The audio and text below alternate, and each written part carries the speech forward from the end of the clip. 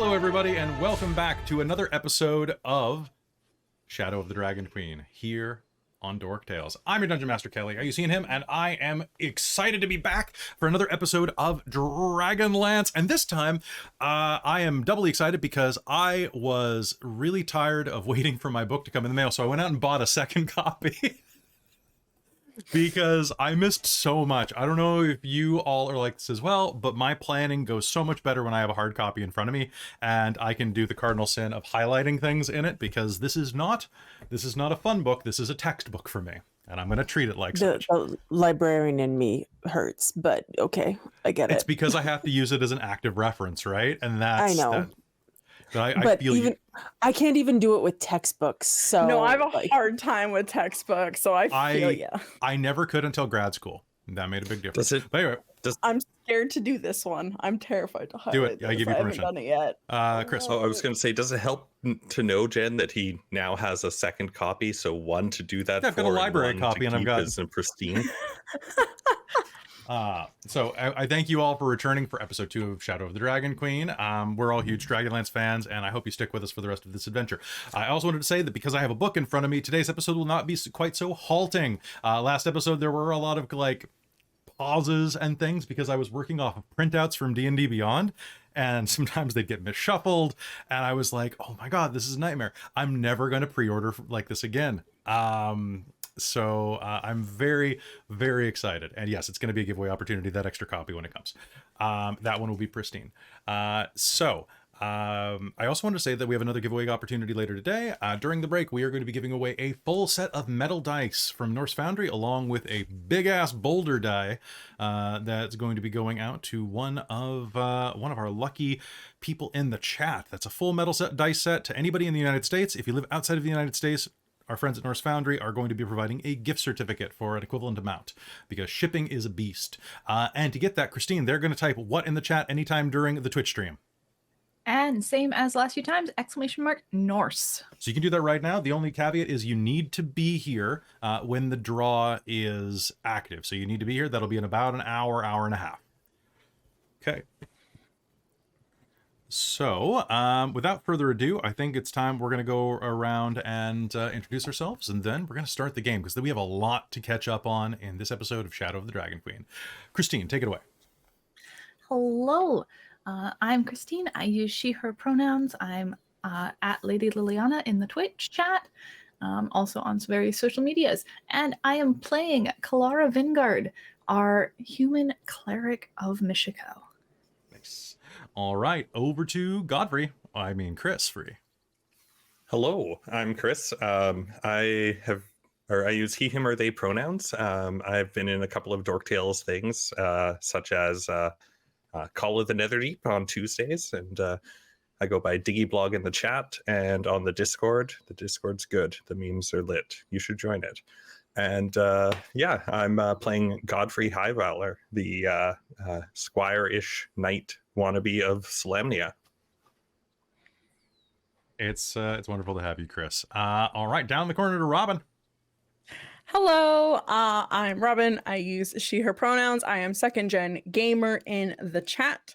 And tonight I am playing Rizira Moonbrush. I forgot her last name for a second. Our Kinder Rogue, who I fell in love with her last game, and I'm super excited. I was told to bring a little bit more Kender energy, so I'm a little hyped to get even slightly more Kendergy. Kendergy. Big Kender energy. It's talking about big Kender energy. The tallest Kender of the team is Cal, and his character as well. That's right. The tallest Kendergy. I'm Cal. Neo Cal on most things. I use he, him pronouns, and I'm playing Aurontiros Caladan, an elf from Quolinesti, who has a fondness for dabbling in a little bit of everything, which results in him being a bard. And they're just discovering themselves, making some friends, tall and short. Nice. Going wide and far, and super stoked to see where they land, who they become. Who they become, who they were. All right, and last but not least, actually, I don't know if you're the shortest member of the party compared to the Kender, but I think Jen. I'm just taller than the Kender. Okay, but... never mind then. Then last but not least, Jen. Hi, I'm Jen. I use she, her pronouns, and I will be playing Hazeal Nightgranite, our lunar sorcerer dwarf, which still feels like an oxymoron. And just as a quick bit of real world good news, I got an A+ in both of my grad school classes this semester. So I'm very pleased with myself. Nice. Congratulations. Grad school Congratulations. is honestly a fun time if you don't have to pay for it. Yeah, and work pays for most of it, so yay. Right? I'll tell you more about that during the break during my grad school studies and the best lesson that my future supervisor ever gave me. Long story short, it's don't pay for grad school if you're in the humanities. Make them pay for it. Or fine arts. That's right, science too, actually. They can science? pay for it too. Yeah, you get paid for that as well. I was not able to get a bunch of grants because I was not a resident of Canada at that time. But we'll talk about that more later, folks. It is time to hop into game. Any last questions, concerns, comments before we head over? Perfect. We leveled up last game, didn't we? That was the fastest level up, man. You leveled up. You're level 2. All right. So, and here's what you did the last episode. Last time on Dragonlance, Shadow of the Dragon Queen, you all met. After traveling from various parts of Kryn, you made your way to the small town of Vogler in order to meet with a Solamnic knight named Becklin, who had called you forth for the funeral and most over ceremonial wake for one Ispin Greenshield, a friend that you had all had at different points in your life. Ispin was a hero from Solamnia who traveled around doing all sorts of extraordinary feats, who we decided in the interim between these two games. Originally, I thought he was played by Pierce Brosnan. I was corrected by the cast. He is actually going to be played by Sean Connery. So that's a thing. So that completely defines the character. As you were traveling, a couple of things happened. First, Kelara, you were summoned to a mercenary camp that is ran by a dwarven friend of Ispin, a mountain dwarf named Cudgel. Or probably a hill dwarf named Cudgel, if I'm not mistaken. Either way, Cudgel, the head of the mercenary camp, had a member of her crew that had ingested some poisonous mushrooms and needed some aid. You were sent there by Becklin, who is the castellan of the keep that's just outside of, actually, it's just inside of Vogler, and she sent you out there to help her friend. While there, you stayed the night because it was kind of in a potentially disadvantageous position if you didn't want to get eaten by wolves. And when you woke up the next morning, you found that someone had ruffled through your things and left a trail into the woods where you discovered a magic scepter of the goddess Mishakal. You accepted her offering of godly power and became one of the first clerics of Mishakal on all of Kryn since the Cataclysm. This became very handy in a little bit. But before we get into that, we jumped down to the south, where at a place called the Barb, Hazeal and Aurontiros undertook a test in the Tower of the Barb as part of the Mages of High Sorcery. There, they had to pass through a maze and were able to break through it with some unconventional dwarven magic involving a hammer. After that, they were teleported north to where they were headed toward Vogler with a special scroll in hand to be given to a black-robed mage in the next city over from Vogler, and to not be opened by anyone else. Finally, we cut to the Kender, Rizira Moonbrush, who was vexing one squire named Godfrey and his overseeing knight, Layla, as they were traveling to Vogler for the funeral. As they were doing so, they were accosted on the side of the road by a frantic young man who asked for aid. He had been traveling with some soldiers, who later turned out to be Knights of Solamnia, as part of a small merchant wagon, not really a caravan, that were beset upon by hooded travelers. These strange travelers were picking over the bodies when you arrived. You engaged them in combat due to a stealth failure, and discovered that they were not humanoid at all, but strange lizard creatures with these big furrowy wings underneath their black cloaks. Their leader managed to escape, but you made short work of them with the sudden appearance of Kelara, who used divine magic in front of your eyes, saving Levna's life and healing Godfrey as well. Did she heal you, Godfrey, or did you just like patch it up? You just patched it up? Okay. And I healed Levna, I think. You healed Levna because she had like 1 hit point left. Or less. I think she was down to 3, actually. She was really badly wounded, though. And from there, you managed to pack up all of the Solamnic knights into a wagon that had been overturned, and dragging the wagon alongside of your 2 other allies, Hazeal and Aurontiros, who had shown up drawn by the trouble. You reunited and headed to Vogler. And that's where we ended game last time. And that's actually where we are going to be picking up. Just right after there. Does anyone have any questions? All right, perfect. Oh, let's get into it. Let's do it. As you're heading over along the back trails, the old dusty road that leads into Vogler, it's hard going. The wagon is still in good shape, and it jostles back and forth as it goes over the errant, dusty pit, over the rut, over the root, over the rock. But with 3 of you pulling and 1 Kender riding atop, it's not the worst. As you are making your way to the east toward Vogler, though, Godfrey, you're pulling the wagon at its yoke, and as you do, the wound that you took is aching slightly. You manage to bandage it up, and you think that you'll be fine. It's not going to go gangrenous, it's not going to kill you, but it is sore. And with every step, it feels like a grim reminder of what could have been something far worse. Your armor took most of the damage. I think you took only like 2 or 3 points. Yeah, 4. You took 4, and where was that shot? Do you remember? I think it was actually from the pommel of the sword kind of being punched into me after deflecting one of the blows. Nice. Do you remember where it hit you, though? It was like chest? I think so. Okay.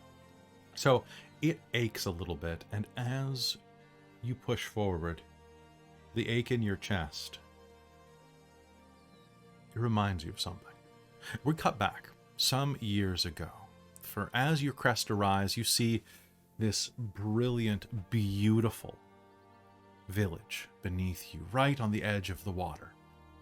From near the high hills, you can see a little plateau overlooking the village, where a decade ago or so, you once trained.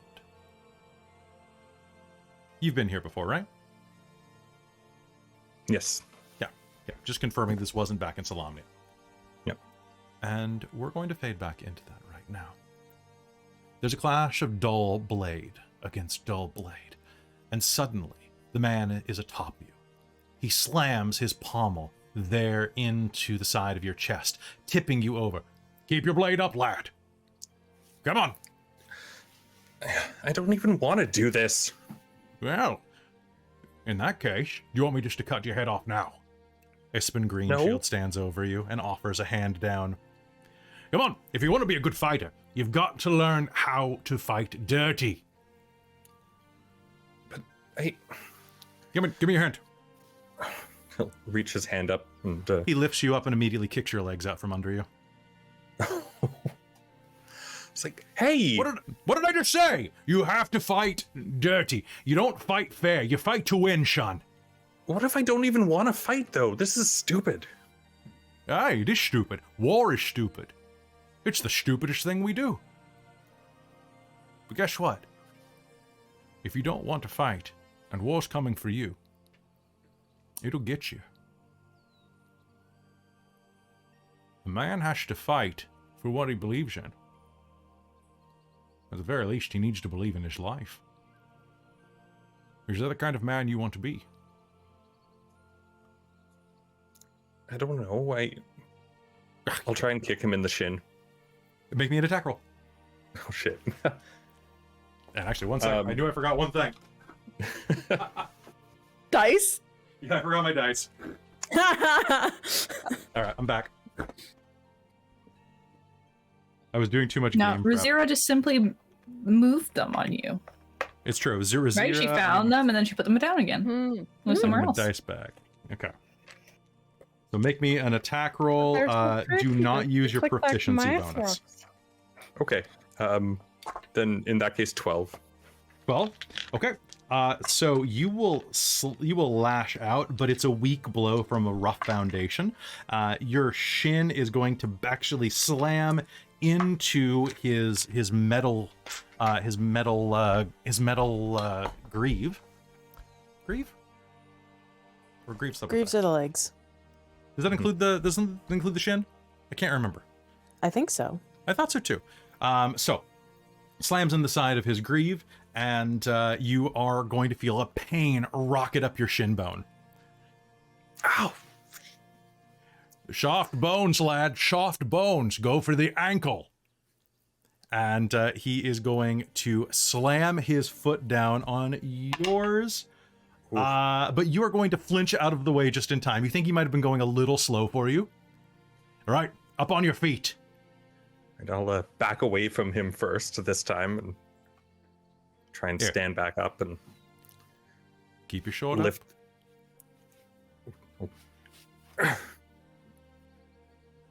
Hold it shaking.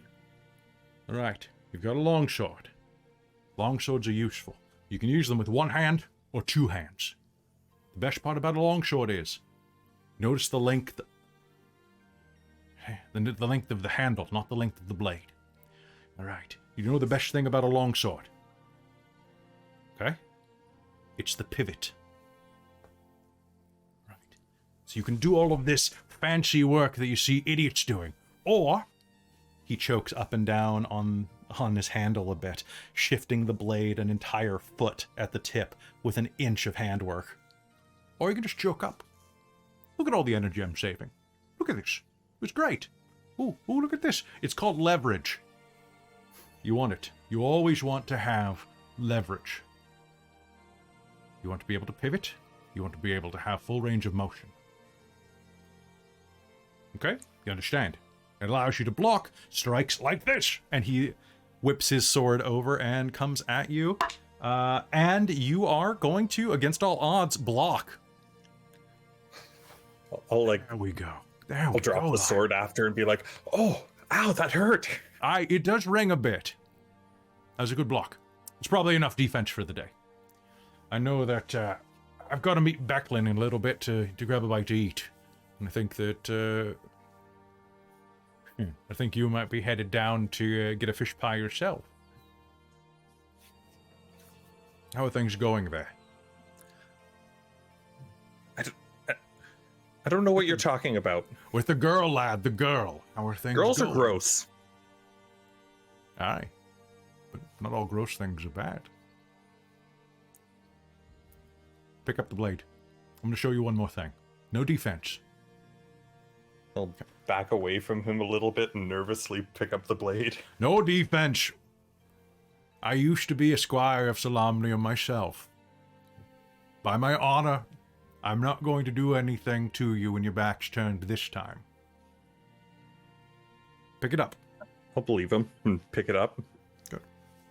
Come over. He takes you over to a tree that you've used as a target a number of times. There's a big, wicker woven target on the side of it as well, and that's been hung off a branch so the tree's bark doesn't take too much damage. I'm going to show you a trick. See if you can do it. Okay. Keep your blade up. Okay. You're facing a foe. You're facing a foe with armor, with overwhelming strength. Okay. But you've got something better. You know, leverage? The best. Yeah, you've got leverage. You've got smarts. You're a smart boy. Let's see if you can use that. So, my favorite tactic. You know, one of the reasons my shield's green.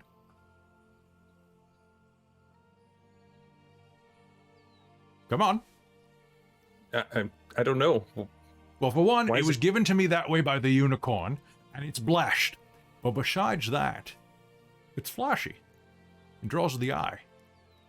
So, if I angle it just so, and he kind of like tips it up, catching a bit of sunlight off of the tree embossing in the center of his round shield, it's going to actually hit your eye a little bit as he does so.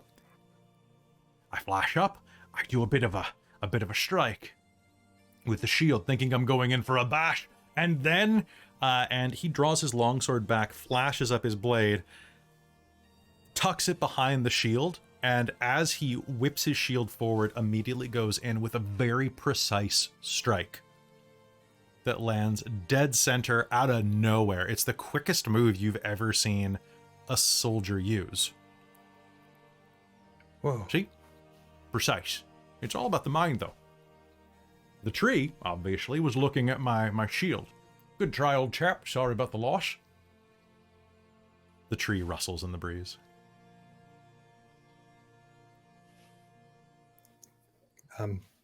But I don't have a shield. Well, then you just have to worry about finding something else for Flourish. Maybe grow your hair out. You might be able to do a whip in the wind or something like that. Or maybe you just need some luck. Here.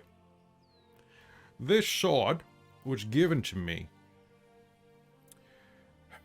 This is given to me by one of the High Dukes of Solamnia. I can't tell you which one, but as you can see, lovely rose pattern along the pommel.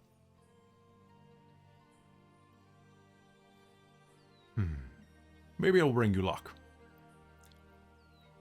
He pauses for a moment, and then unhinges, pops the pommel off, and tosses it to you like an apple. For your sword, when you finally get a good one. Not that blunted piece of shite you have there.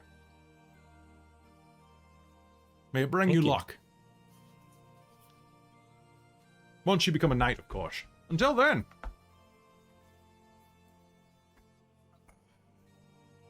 I think you should just practice. Okay. He's gonna try and do that move on the tree. Make me an attack roll. That would be a 7. A 7. Oh, you've got to try higher. Here. So you've got a flash. And then drive through. Make an attack with advantage. He's going to give you the help action. Woohoo! All right. So that'll be a 16. Okay. You're going to hit the tree without a problem. Just off center. There we go, lad.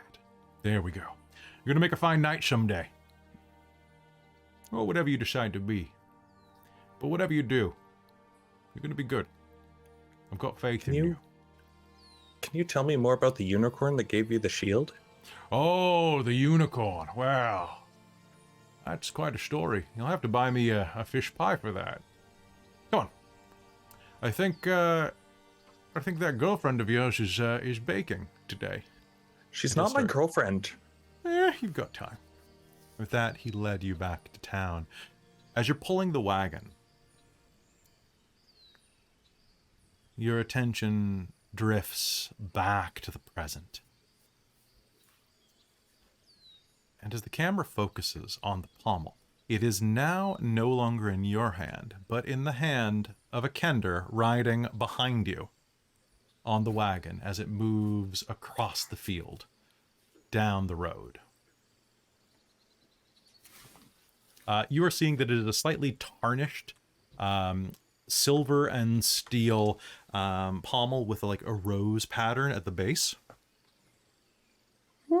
It's quite pretty. And just the pommel, right? Just the pommel. Yeah, you just found it. Yeah.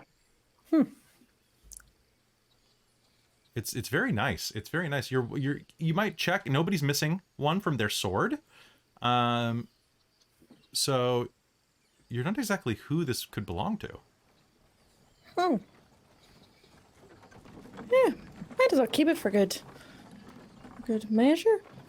I could try and buff it out a little bit. Hey, where'd you get that? Oh, stop pulling the wagon. It's just like, I found it. Is this yours? yeah. I think so. It takes three of us to move this thing. Maybe warn us if you're going to stop it. Oh, You must have dropped it though. I just found it. I'm sorry. It was a. Here, may I please? It was a gift. It was a gift from Ispin. Oh, from Ispin. Long time ago. Keep it for good luck. That's fair. Sorry, I just found it. I was looking at it. I'm sorry. I didn't mean to cause any strife. Well, thank you for returning it. I appreciate that, and I'll try and keep a little bit away from the Kender. Which is always a bit difficult. You start pushing again? Yeah, sorry about the sudden stop. Start pulling. Fine, just a little warning's nice. You continue to push. And as you do, you make your way down. The fishing village of Vogler clings to a split of land reaching into the Vingard River. Wooded cliffs overlook the community. The only path from the north descends past ivy-covered remnants of a crumbling stone keep. Those of you who are native to the area or have lived here for long at all know this is Thornwall Keep. It is where your contact, Becklin, lives and works as the castellan. The village's modest wooden buildings cluster around a quaint central circle along the riverbank, known as the Village Circle. Jutting into the river, out of place and seemingly out of time, stands an incomplete stone bridge of impeccable, incredible, arcane craftsmanship almost, or at least uncanny, designed with like a type of technology that has been lost since the Cataclysm. The structure clearly dates back to those days and eclipses its modern peers in both size and sturdiness, but it looks like it was being built, and then the gods dropped a mountain on Kren, and then everyone forgot how to finish it. Now it kind of looks like an extra large, extra fancy pier. The bridge crosses about half the river's width before giving way to a series of ropes tethered to rafts that serve as ferries, kind of like the draw line ferries that you can do. On the river itself, there are dozens of small boats that drift along slow, murky waters as the fishers of Vogler ply their trade. Now, each of you received a letter from Becklin that said that you were here to visit Ispin's funeral, and there was a memorial that was going to take place on the eve of the Kingfisher Festival. You are going to be, you know that there are accommodations available at the Brass Crab for you, which apparently is some type of inn or tavern. So what do? You're on the edge of town. Nearby, as you're kind of pushing down your way, Kelara, I don't know what you're doing, but your actual house, your farmstead, is just outside of town. Like, not too far from here. Well, I think she's probably going to go back to, work. Okay. That makes more sense. I think it's middle of the day, and she's probably supposed to be working. Mm-hmm. Oh, where are you going, Kelara? Oh, I just need to go back to work. Do you need a hand with anything? I can lend a hand. I'm quite helpful. To make you go back faster, so we can go get a drink down at the tavern. I wouldn't want you to miss out on that. Do you need a hand with chores? No, I work here. Oh. I was only up at the mercenary camp for healing. So you work at the fishbowl.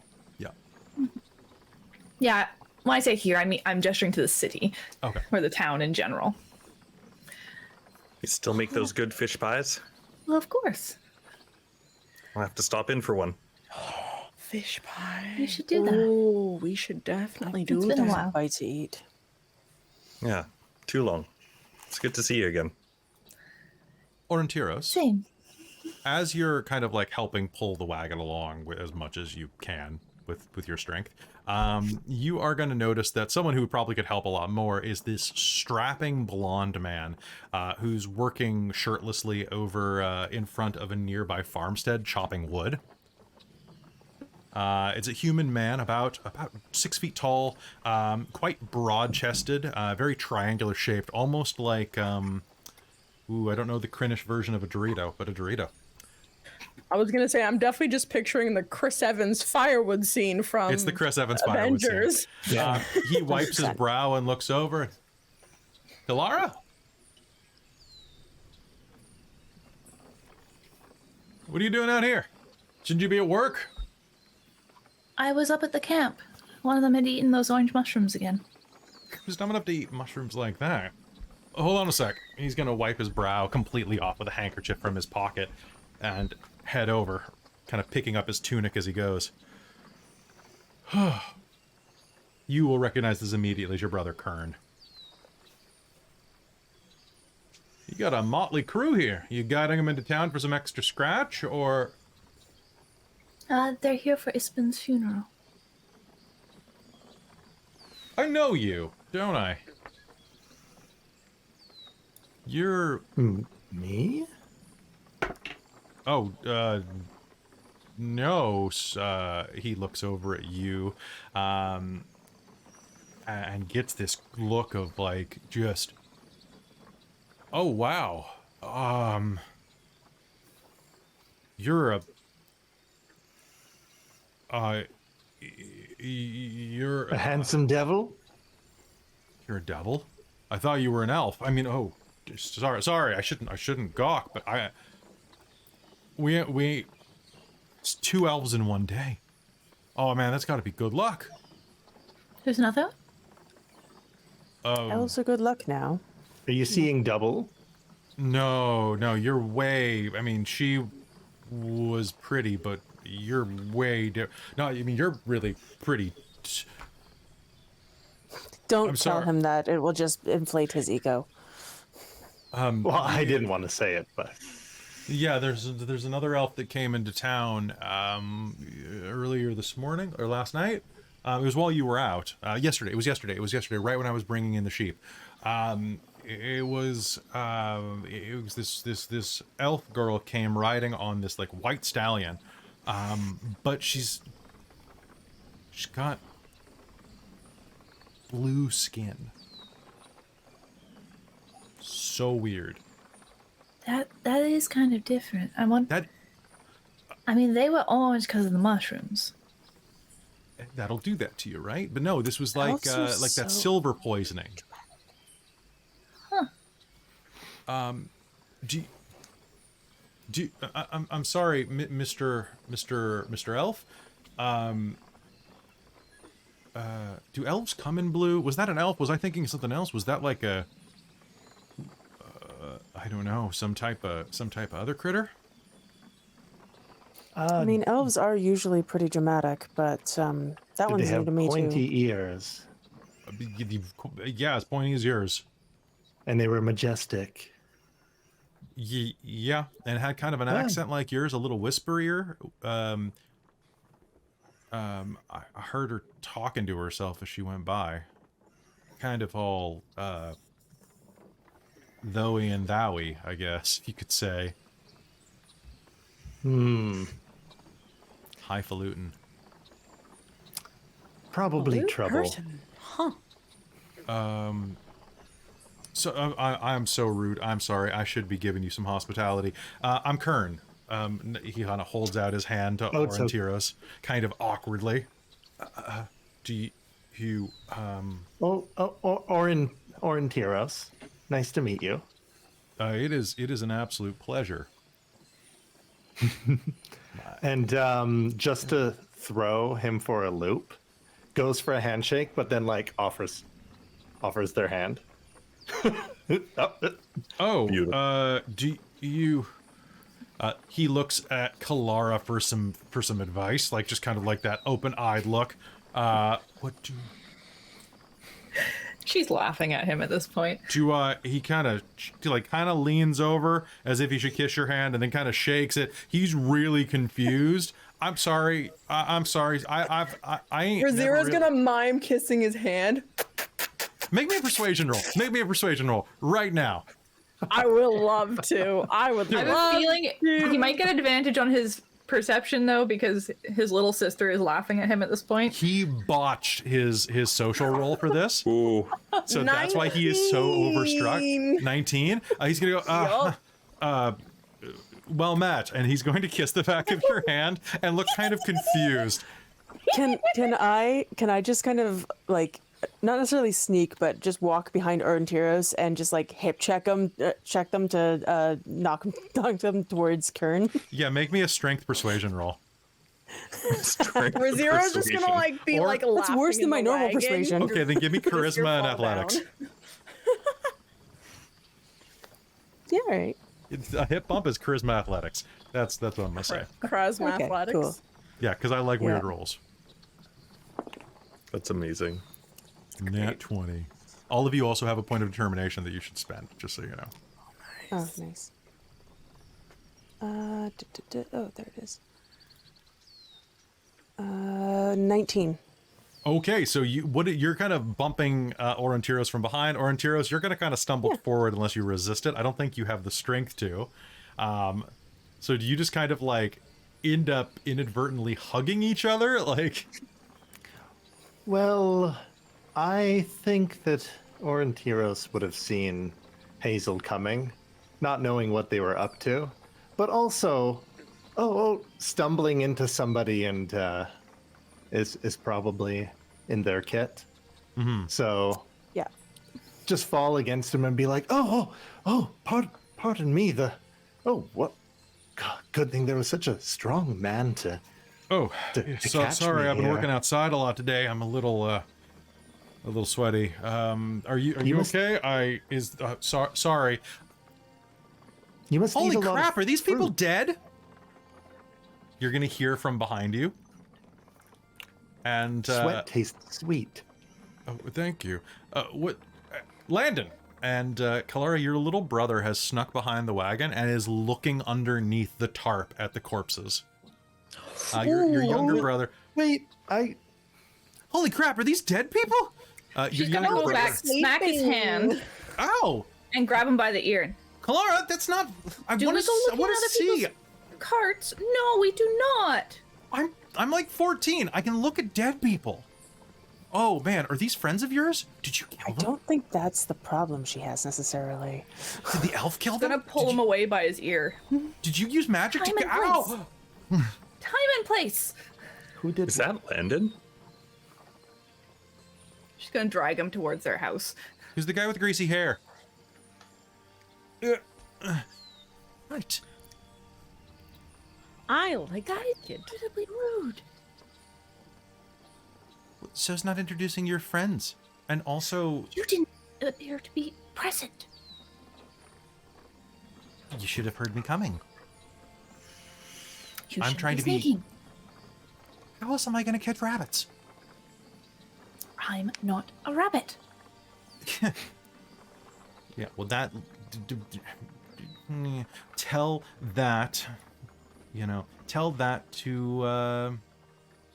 tell that to Leon, huh? Who? He gave me Leon Fairlight. Leon Fairlight is a local tough who works as a bodyguard, kind of hired muscle and a hunter. Usually works out of the fishbowl. Like, he kind of beats people there.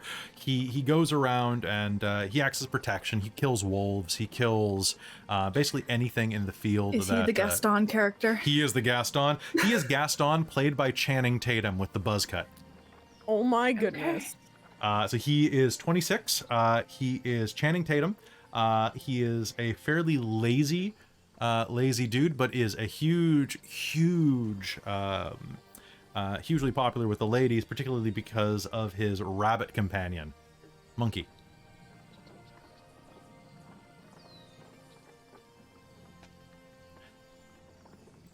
Look, Leon said that he would give me a silver piece if I caught some rabbits for him to breed off with Monkey. All right. But I've only caught males so far, so I'm trying to be stealthier. I don't think that's gonna work, despite what is going on over there. Kind of looks back at Aurontiros and Kern. still, lifting a cover in somebody else's wagon and shrieking about dead people, even if it's accurate, is rude. And Rizira, what are you doing? Kender would like to try and find something on the boy while On the boy. they're too distracted. On the All boy. right. On the boy. You can go ahead and make me a sleight of hand roll. Alrighty. And through all this, Kelara does have her staff like kind of on her shoulder in the crook of her arm. Well, okay, this will be interesting. I'm probably gonna use determination on this because I rolled a 5. 5 plus 8 is 13. Plus determination will be 15. That's gonna be enough to beat the passive perception of a 14-year-old boy. I can tell you that based off of empirical evidence. We at 14 we're very dumb, and eventually we get dumber. So let me just see what you find on him. So walking up and just kind of like looking to see what's in its pockets is precious. You will find that there is a vial of some type of tree syrup in one of his pockets.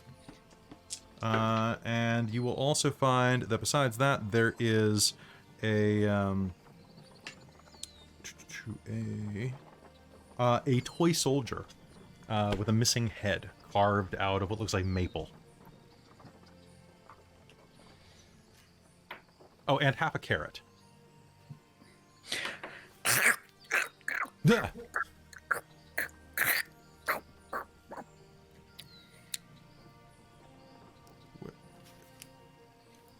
Holy crap, there's another Kender in town?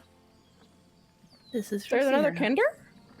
Yeah, there's a Kender at the market. Do you know Fossman? Oh, You can make me a Kender history roll.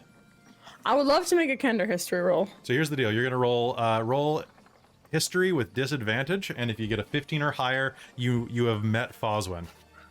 All right. So Bravo. disadvantage. Nope, I rolled a 19 and a 6, so that's 7. Okay. Oh, no, I don't think I've heard of Fosman. I would like to meet him. Where is he Oh, here for the funeral thing? She? Sorry. No. She works at the market. She she has a stall there. She does bone puppets. Oh, that is so interesting. Yeah, Bone she's pretty puppets. cool, Huh. actually. I have to go see her. Foswin, you said. Kelara, you know exactly what he's talking about. Frostwind makes these intricate fish bone puppets that she designs in the shapes of animals and sea serpents.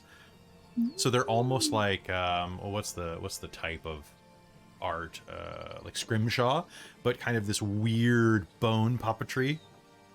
They don't last very long because they're fish bone, but like, is it like how all Canadians know each other? Yes, kind of.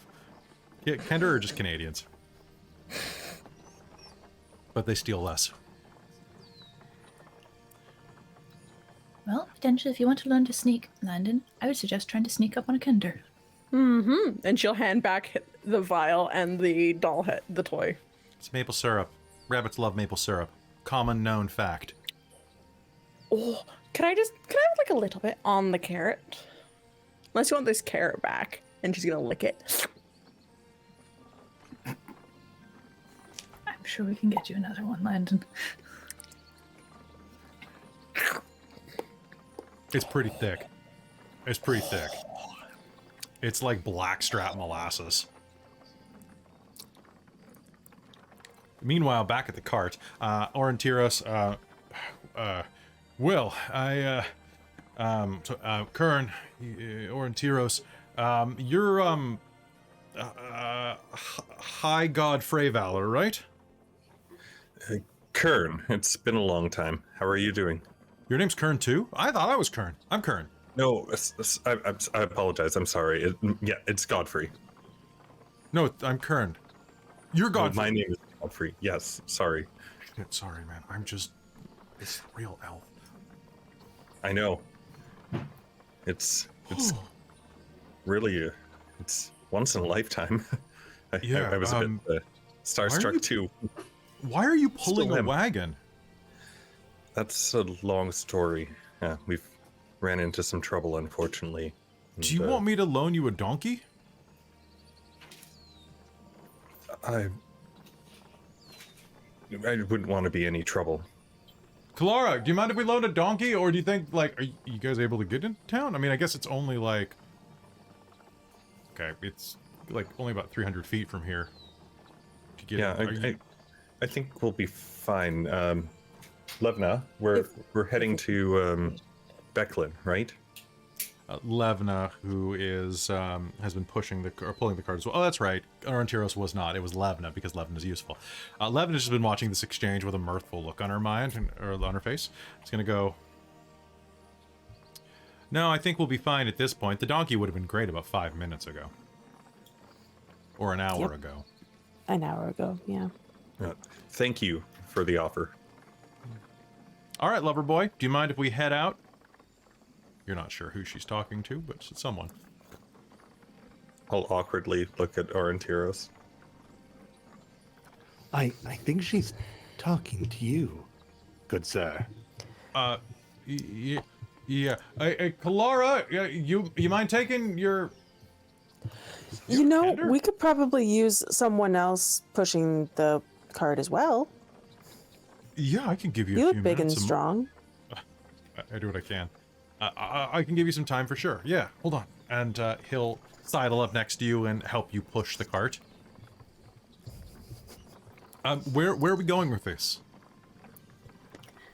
Well, I mean, I think they're Knights of Salam. Right? Mm-hmm. So, Yeah. So Thornwall. yeah. Okay. Yeah, let's go.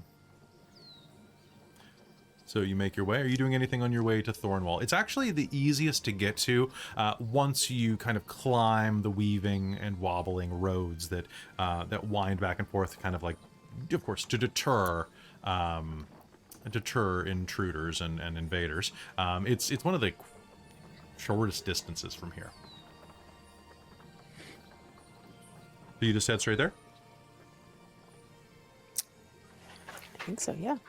Yeah, If let's, everyone heads straight there, the Kender will like lean over the wagon and like Rizira's gonna like reach for things as we're passing by to be like, oh, look at there, over there, look at over there. And she's just like a kid, like when you enter a new town, she's like going from either side of the wagon, like gently stepping over the bodies because she does respect You are going them. to be able to get, you're going to get 2 ripe Bosch pears. Ooh, A crab apple with a free worm in it, nice. and a stick directly in your hair.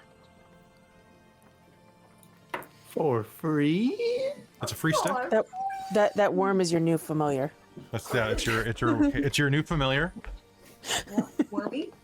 His name is Russell T. Worm. Yeah. Nice. You got a free stick in your hair that you think might be a wizard's wand. You're not sure, but that works out. So it is a bit. Well, my thought is potentially that Kelara would point them on the way and then go to work, unless you think it would be important for her to go with them, or somebody asks. Given that you know Becklin better than anybody here, it might be a good idea for you to travel with them for the time being. All right. What was the innkeeper's name again that she works for? Oh, Uncle. So it's not an innkeeper. So he's a tavern master. He goes by Uncle. Yes, that's right. And his actual name is Elthar. And you have your choice for voices for him of Danny DeVito, Sam Neill, like the old cowboy guy, or Brock from Game of War, or from God of War. Those are your 3 voices I have prepared for him. Brock. Don't worry, you'll have the opportunity for Sam Neill later, Cal. Don't worry. Is it Sam Elliott? Sam Elliott, not Sam Neill. That's the dinosaur Right? guy. Yeah. I always get those names mixed up. So, following the road down, you'll make it toward the river gate. At the river gate, which is a 15-foot tall wooden archway carved with 2 leaping fish on its frame. As you approach, you are going to notice something. All of you are going to notice that the scales on the fish are all about coin-sized, and they have been etched with prayers for bountiful fishing over the years. People have gone and carved in, as well as different, initials, little love markings and things like that. I'll leave it up to Kelara and Godfrey to see whether or not they notice anything carved on the wall from the past. We'll just try and stealthily take a peek and just see if anything is possibly still there. Make me a perception roll. With advantage, because you know where to look.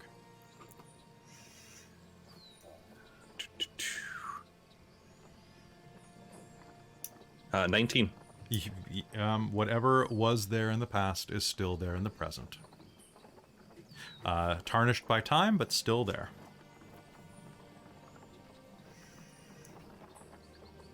He'll just kind of, once he sees it, he'll just kind of look over it and just be like, Aurontiros will just suddenly be beside Godfrey and be like, "Oh, what are we looking at?" Hello there, Mr. Elf, sir. There's prayers and Oh yeah, yeah. yeah, lots of. But what were you looking at here? Oh, GH. And what's this other initials? KV, if I'm not mistaken. Now the question is did they do it together, or did Godfrey put it there? Yeah, was it a prayer for a relationship, or was it Godfrey. Considering last time he was here, he was calling her just a girl. he was young. You can hello? you can tell me, friend. Well, I used to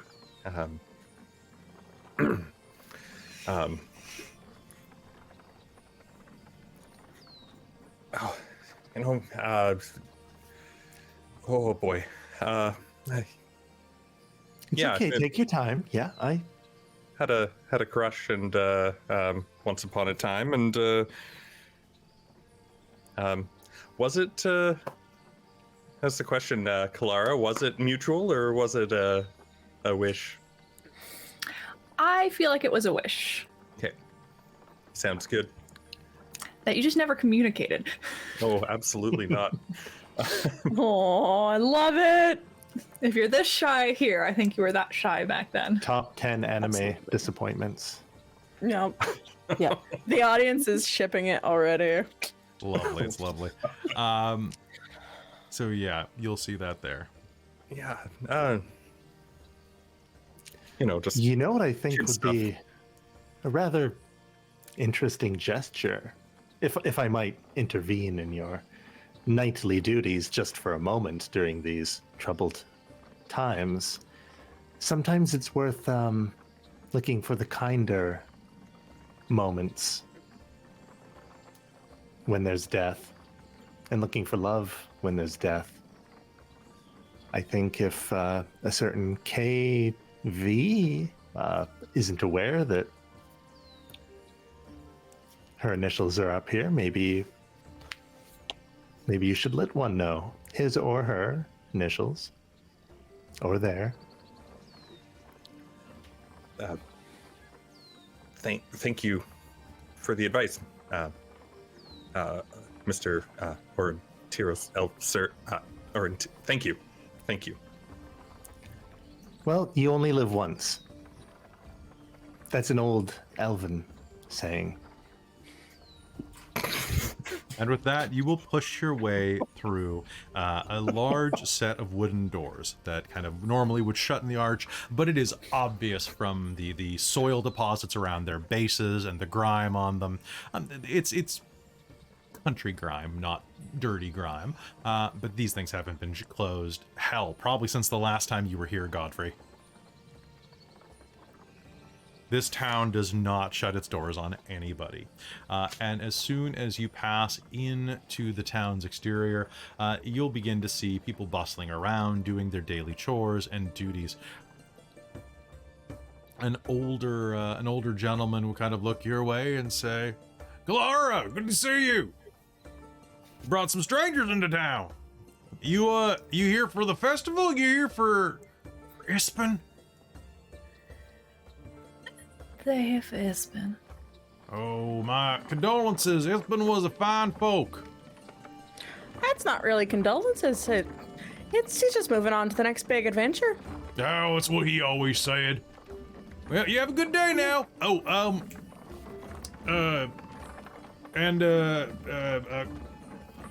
Kern, yeah? Reminder, I still need to pick up those, that slab of mutton from you tomorrow. I've got still 3 dozen eggs for you. Yeah, you can definitely drop that off later. You can drop it off with Landon. He's there right now, and the mutton's just out in the smoke shed. He can take care of it for you if I'm busy. I'll do that. Thank you. A couple of other people say hello to you as you head down the southwest road, making your way toward Thornwall Keep. Now, Thornwall Keep, you have to kind of zigzag and root around up. Now, it's the ruins of an old Salamnic keep. It perches on a rocky rise on the western side of town, just inside of the wall. Now, the tower is quite impressive for standards of a town like Vogler. It is 3 stories tall-ish, if I'm not mistaken, and is surrounded by a 5-sided wall. Kind of reminds me of like the old Spanish forts there that you'd be able to see. And it has a crenulated tower, and on top, you have heard rumors and can see from one of the other hills, just the edge of it, there is a contraption you've heard of on top. Now, as you know, there are 3 people that live and work at the tower. There is Becklin Uth Viharin. There is one Darrett Highwater, who is Becklin's, not technically squire, but squire. And then there is another person who works primarily over at the tower, who is known as Than. Than is Vogler's resident tinker gnome, who has installed a device up on the uppermost, on the crenulated roof, called a gnome flinger. Godfrey and Kelara may both make me a history roll to know if they know about this. Godfrey, you will roll with disadvantage, because it has been a while. And I'm not sure if the gnome flinger was around 10 years ago. 15. 15. So the gnome flinger, what you will know is the gnome flinger is a device that kind of looks like a weapon of war. It's actually a mode of rapid transportation devised by the Tinker Gnomes of Mount Nevermind. It's a catapult with a seat. 8. You have no idea. You've not heard about this, but the gnome flinger is one of the best parts about this. That's not going to come back later. I guarantee it. So as you make your way over to Thornwall Keep, you'll pull up into the front. It has a wall that kind of surrounds it, but itself it's not particularly well defended. As you approach it, there you can easily knock on the door and summon out whoever is inside. Who does so? So pulling up the wagon will come to a grinding stop right at the base of it. If no one does, I'll bang on. Yeah. Okay. So Aurontiros goes to gently do some sort of secretive knock, and Hazeal just pushes past him, and police officer slams her fist on the door. So Hazeal, you are going to bang on the door. Okay. So there is a moment you'll hear, just a second, I'll be right there. And then you'll hear as this old wooden door is going to creak open. And a man of about 1920, somewhere around Kelara and Godfrey's age, with a mop of dark black hair, about kind of like Godfrey's, a little slicker than his, with kind of like a really broad smile, a little bit of stubble, and just this really wide smile, slightly almond-shaped eyes, and kind of like bronzy skin. He's going to be standing behind the door, dressed in like a blue belted tunic. And he basically looks like Markiplier. And is a friend of Godfrey? Really does. Maybe. I think it's funny because his design is very similar to yours. Godfrey, you may make me a history roll to see if you ever met Darrett Highwater. Is this one with disadvantage as well, or no? This one will be normal because he was 19. definitely. What'd you get? 19. 19. Yeah, you actually can decide. So, Darrett, about 10 years ago, Kelara, I already told you this before game. You know Darrett's backstory. Darrett is a ward of the town. His parents picked up and left one day, and they didn't take him with them. This was about a decade ago. He's about 20 now and was a ward of the town for about 10 years. Always has been a very good-natured guy, though. He's one of those people that life just can crap all over them and they'll take it with a smile. Okay. And you said he's got a similar sort of story, like... He's got a similar kind of like look to you, for sure. And he... Was he ever like interested in doing some of the same things? Because I imagine Ispin would have been... or honestly... possibly... He was like the good student.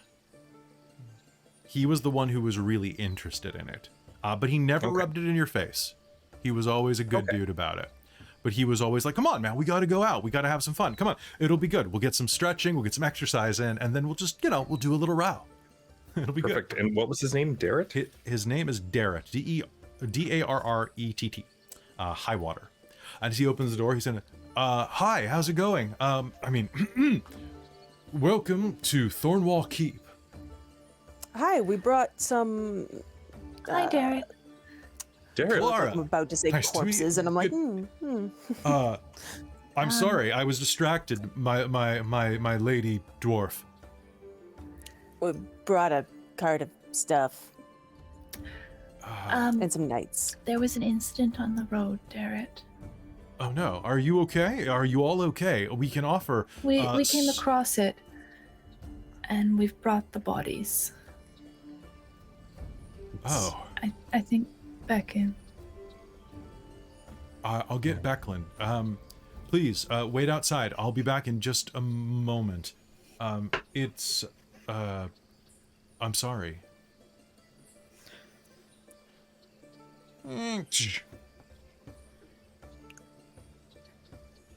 You'll hear him call It's been a inside. long time. Oh, that's right. You would have. You were training with him, right? Yeah. I wish it was better circumstances. But it's good to see him. He seems to be doing all right for himself. There's a momentary pause as you're waiting. And then the door will crack open. And a woman dressed in full plate mail will open the door. She's in her 60s with a very... Honestly, she looks like Helen Mirren. Let's be fair. Like, the art looks like Helen Mirren. She's got a very, very handsome face that was once probably strikingly pretty, and is just aged into like, still like very, very strong features. Gray hair that is kind of swept back into a low pony, wearing armor of a Knight of the Crown. She has her sword on her hip, but is not carrying her shield at the moment, nor has she coiffed her helmet.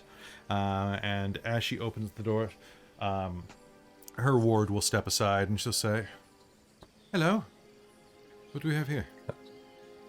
Cart of corpses.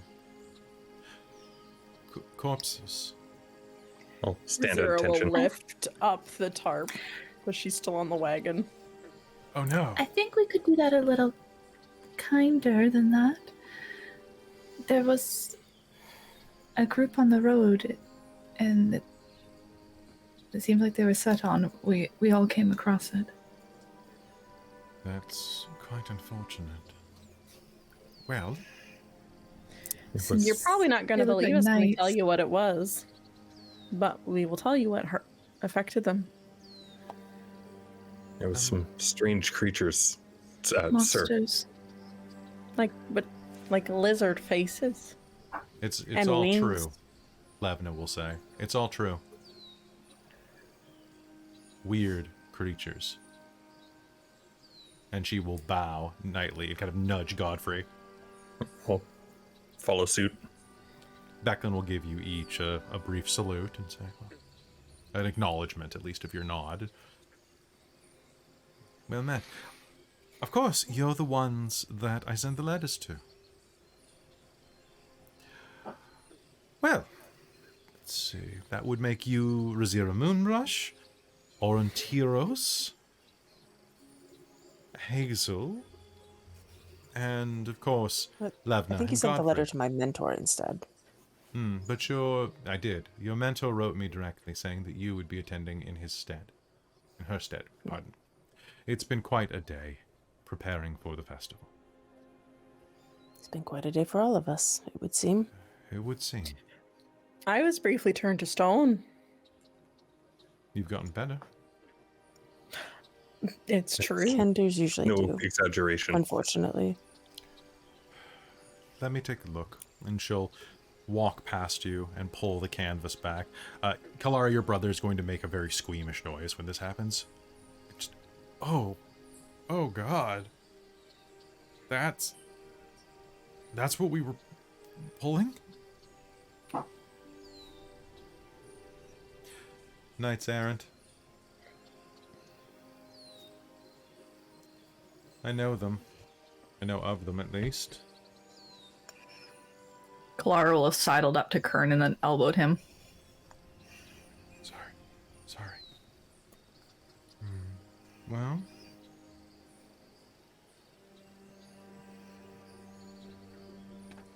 suppose there's nothing to be done. Strange creatures, though, you say. Were you able to slay them? Yes, but they Yes. turned to stone as well and crumbled, so there's literally no evidence that we could say so. But we promise we're telling the truth. Some weird lizards with wings that turn things to stone when they die. She's not exaggerating, sir.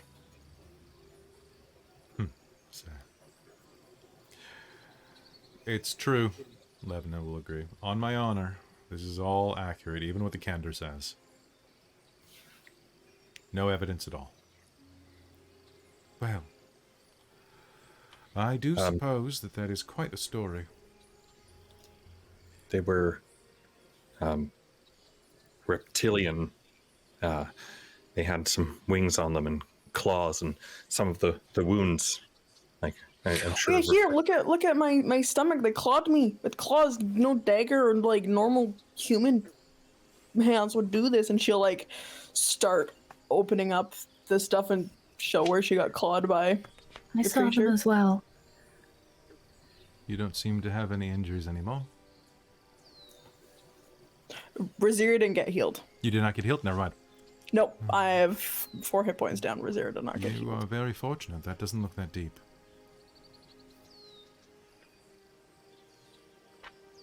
Well, in that case, I suppose what we should do...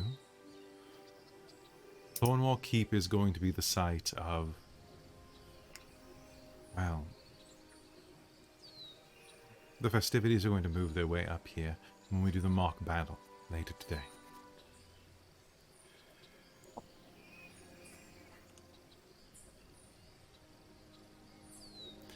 If you can help me, we should transport the bodies down into the cellar. Tomorrow we will give them a proper burial, but the cellar should keep them cold enough that they shall not rot.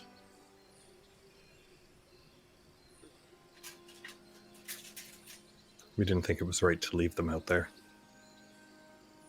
Thank you. Very honorable, Mr. Highvalor. Selevna? She kind of wryly smirks at the use of the word sir. Did he live up to his name? He fought bravely. A little too bravely at times, but he'll learn. Scars have a way of teaching things. Right, recruit? She'll smack you on the shoulder, nice and hard. Oh, yes, sir. Honestly, he did really well, sir. I almost died. Dame, sorry. He's been calling me sir. It's kind of... It's fine. It's fine. I know you prefer sir. Well, let's get them into the cellar, and then, I suppose we've got... Not terribly long. The funeral takes place at dusk. You've got about 2 hours before then. Where is the I forget brass the crab. name that it's the brass crab. Yes, The brass crab. You should be able to procure rooms there. The innkeeper set aside several rooms for people who say they're friends of Ispen.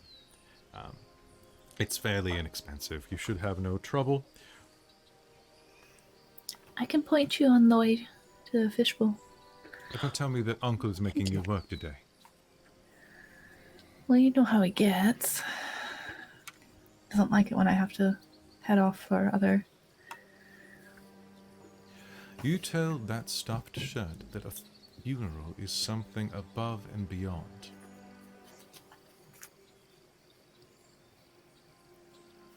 I require your presence. So if you'd like to work after hours, that's something different. But I know Ispen would be heartbroken were you not in attendance.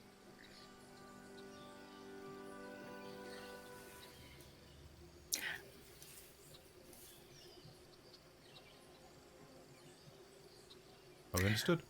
Maybe we can tell him afterwards. We can tell Ispen afterwards or Uncle afterwards?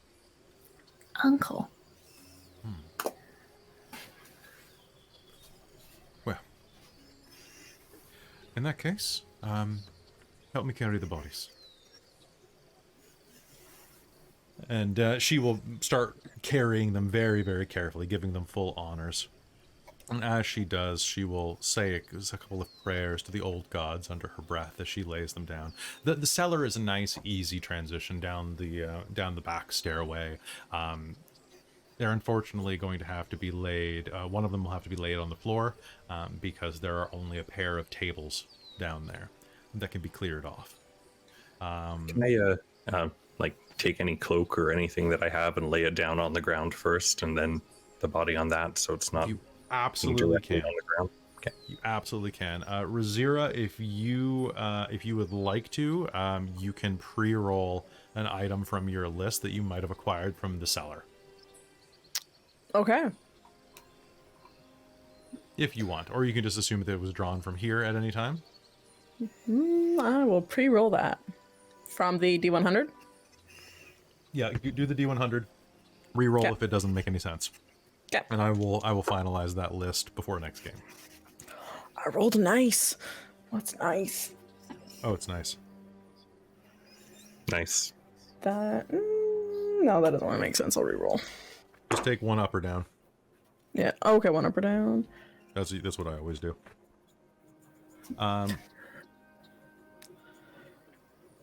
So, after you are done, he says a quick prayer and walks you back up to the top of Thornwall Keep, back to the main floor. Well, I'm going to find Cudgel, and we'll meet you at the Brass Crab in a little over an hour for the festivities. I hope you brought some good stories. Look forward to hearing them at Ispen's funeral and then his wake. But first, you should be able to find the Brass Crab down to the south. If Kelara's taking you, it should be no problem.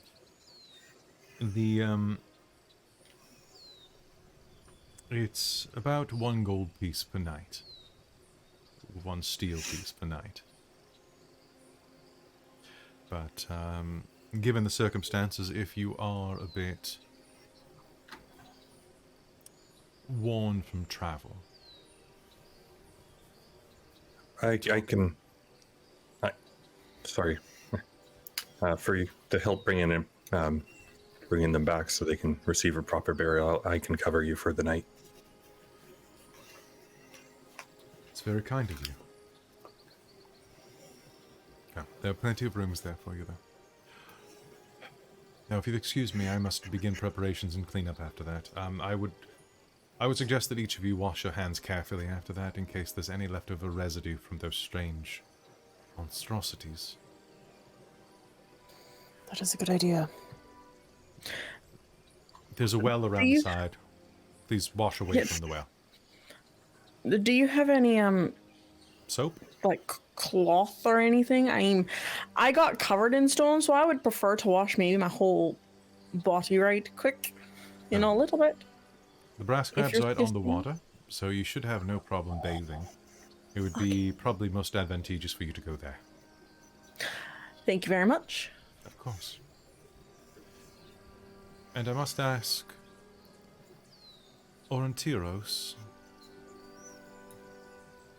did you find your travel from Quellenos comfortable?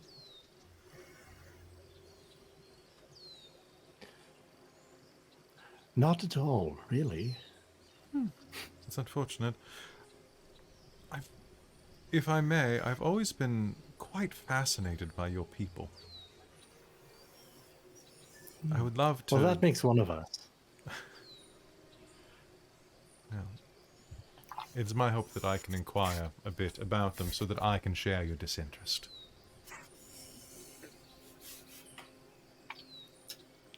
Well, get enough drinks in me and my tongue loosens up. I have ensured that all of Ispin's favorites will be at the Brass Crab. It will be a raucous celebration. I hope you prepare your stories. In the morning, when this is all said and done, I hope that you will have a wonderful day at the Kingfisher tomorrow. And when that's done, we can put these bodies to rest. To talk of things to come. However, after the wake, I do have something very important that I want to discuss with you. Do not let me forget before we leave the wake. Understood? Specifically me? Specifically the five of you. Oh, the five of us. Oh. How intriguing. Yes. Ispin will be here. Ispin thrived on intrigue. Well, I will see you at the Brass Crab. Oh, Yes. before you leave, Before is there you leave. another elf of the blue-skinned variety prancing about on a white horse? Yes, Any I news? heard of that.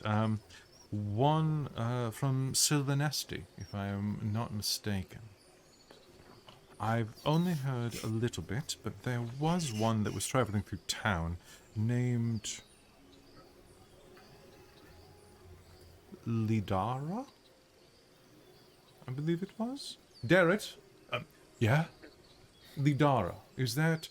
Oh, the blue elf lady? Yeah, Lidara. She's real, like, seclusive and mysterious.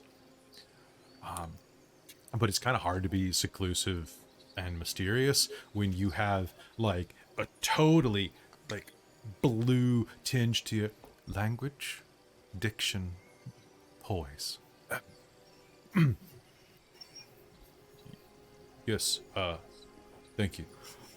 It is very difficult to, verily, fit in when you are, of such, uncanny presence among the common folk.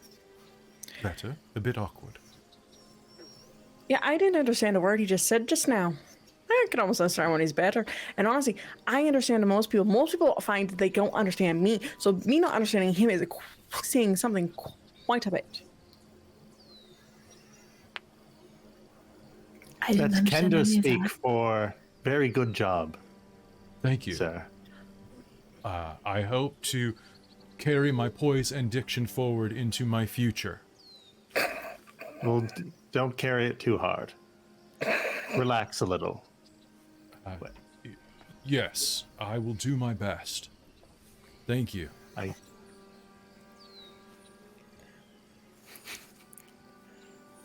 just gonna go because I made things weird. Well, nice to meet you.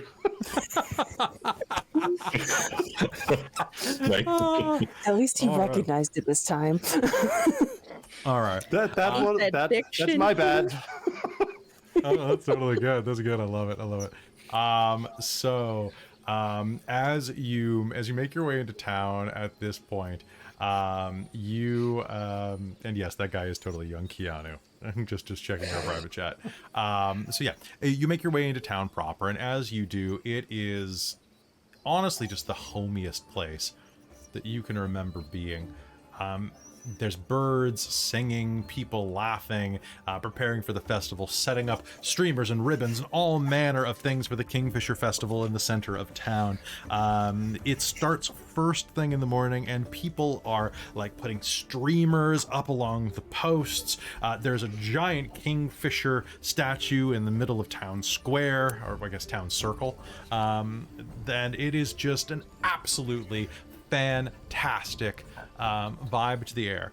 As you're going through, you're going to pass quite a few places. You're going to pass this kind of U-shaped building called Westtide House, and as you do, you are going to hear a shouting voice kind of over toward Westtide House. Westtide House is not really much bigger than any of the houses here. It's U-shaped, and is honestly like only marginally more fancy. As you move by Westtide House, you are going to hear the sound of yelling, "No, you bumbling oaf! I said that I wanted my brown shoes prepared for this, not my black ones. Those aren't going to go with my belt. Father will hear about your incompetence." And you are going to see a blonde-haired young man dressed in abject finery, red flowing outfit. Hi, Draco. I was just going to ask, is he Draco? He's Draco Out of my Malfoy. way. He is. I have written in my book, Boy. "Hi Draco" next to him. Kelara, you're going to recognize this as Barkus the Younger. Barkus. Barkus, you do not know him, Godfrey. Okay. He moved very recently into town. His family bought the biggest house in town. They're nobles from Solamnia, and they are Barkus Uth Estide. And they're Solamic nobles who are living in exile after raiders burned their family home to the ground. They have been here for over a year and basically walk around with that type of unearned big dick energy that only lords can. I'm gonna, after hearing this, I want to look over at Kelara and be like, who moved into that house?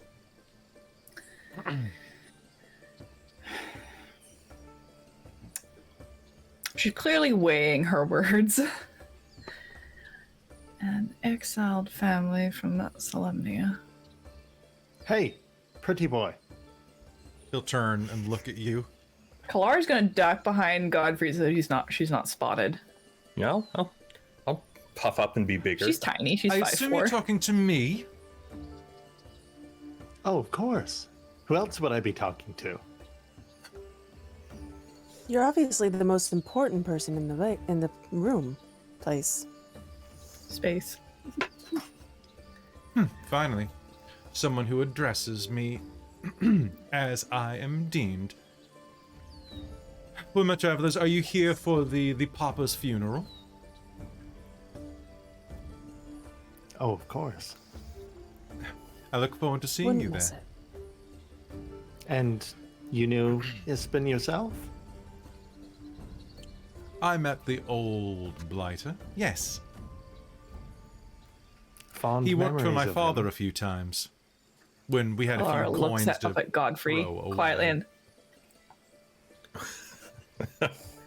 Levna's gonna lean in and with a very unknightly tone go, "Who's this asswipe?" Nobody important. That's odd. Oh, Just yes. thinks he is. What Yes, was his who- family name? Sorry, it was I just overheard a couple whispers. It was Asswipe. What was your name, sir? Clara's gonna try and make herself smaller and really hide. Barkus uth Estide. Well, that Can I, makes do sense. a- Making things Doesn't awkward it? again. Can I do a history check on the last name and see how they compare Yes, you to may. my noble Yes, family? you may. I'd also like to just sneak a glance over at Rizira and just kind of like tilt my head at the dude. Like, So Say that's hello. a Zero dirty will 20. then try and Dirty stealth 20. away. Okay. So, So I come from royal descent. In order to be a Solmanic Knight, there has to be some sort of royal bloodline at this point, I believe. Or some Fair. sort of like, We're all descended from Genghis Khan, right? yeah, exactly, right? At this point, that's probably exactly what it Okay. is. So, Godfrey, you will know that this is Barkus the Younger. There is Barkus. Lord Barkus is his father. This is Barkus the Younger, who I will also refer to in typing as Barkus too. You, with the dirty 20, you will know this, and this is why they are here. So you know that story from your time in Solamnia. Okay. Was it honorable? An honorable duel? It was meant to or- be to the flesh, and it was an accident, but it was most definitely not an accident from all those who were present. Okay. And status-wise, like, would I actually come from a family that's possibly, like, nobility-wise, about the same? You're at maybe least a on little equal higher? footing. You're at least on equal Okay. footing. We'll tell you what. Okay. Let's do a noble off. I'll roll a d20. You roll a d20. Let's see. All right. I got an 11. 18. Okay, you are of a higher class. Cool. You're of a higher noble station. Just we'll just keep that to myself for now. Okay. I imagine that the language barrier was probably blocking up those tremendous ears of yours. I'll see you at the funeral. Nothing better to do in this pisshole town. Clara will definitely quietly But be whispering to while I'm Levna being and Godfrey that they get the worst service possible in town because they're such stuck-up asses. While I'm being such an amazing distraction, though, why are you in this town if you despise it so much? As you are distracting and saying that, Rizira, what are you doing? I would like to sneak up behind him and carefully dropped my newly found frog down his shirt. I would like you to make me a stealth roll and then sleight of frog. And then sleight a frog. Sleight of 4. You do have Frog. expertise in sleight of frog. Since Good, I'm good. assisting them, Wait, did you they find a get an frog in the cellar? advantage? Is that what you found? Yep. Did they get advantage A on the brightly sleight of colored frog? frog. You know what? I will say that because of that, you make a good point, Cal. So roll with advantage. Alrighty, so 25 for my for my stealth, and then Okay. my sleight of frog is a 24. Holy crap. So yes, you are going to sneak up, kind of going around the perimeter of his house and just switch over. And just as he's leaning forward, he still has like the front of his, he hasn't quite put his cloak on. So the front of his shirt is quite open, where it's kind of like open like a vest almost. It kind of is like the medieval equivalent But of caught like, in at the waist. yeah, it kind of goes in So it almost kind like of a forms a suit, pocket. right? How it has like the lapels. So like you can put it right down the front of his shirt. Yeah. And suddenly he's, oh, it's slimy! What in the devils is this fucking thing? I'm just an elf. Jeez, calm down. And he is going to reach into his shirt and kind of like pull out the frog. It's going to ribbit. Dirty fucking beast. And he's going to throw the frog against a wall. And let me just do a quick roll for that. Not That's if a I nat grab 20. his wrist. Dang, Okay. never mind. He's I would like to kind of knee him, go for the knees. Okay, if you're good with trying to do that, we'll say that he starts to throw it to the wall. So what I'll do is, Aurontiros, you can make me an attack roll with disadvantage so this can be a dexterity-based attack, just to try to catch him before he does it. So Rizira will give you the help action by basically bumping into him. Yeah. I have advantage or disadvantage? You have advantage. So you're going to make me a dex-based attack roll, so dexterity plus your... and I really hope you succeed, because I don't want this frog to get hurt. Me neither. But this guy's a dick. Apparently. Something convenient needs to happen to this man. Okay, I rolled a 1 and a 14. Okay, so 14 Dexterity plus your is- dex. I think it's you have a +4 in dex. Plus 4, and you know Okay. what? And your proficiency. So that's plus 10, or Was it plus 6 total. So you're at 20, and you could spend your determination for another +2. Yes. There's no better time but to save this frog. I think so. So he rolled a nat 20 on his Absolutely. roll, but what I'm going to do is someone paid for something good happens in the chat. I'm going to spend that to re-roll, and that is going to drop me down to an 18 by giving myself disadvantage on that roll by spending the something good happens. So he is going to turn to huck it into the wall, and you're just going to very gently catch his hand by the arm, and kind of just so he can't pivot. And what do you do? Just take the frog out of his hand? Gently. Or Okay. kind of like a kid. Like ta-ta, drop. I think perhaps it's time that we just all of us go our separate ways. You're the one on my property. Fuck off. He's going to take that opportunity, turn, and he's going to storm back inside of his house. I want my damn brown boots!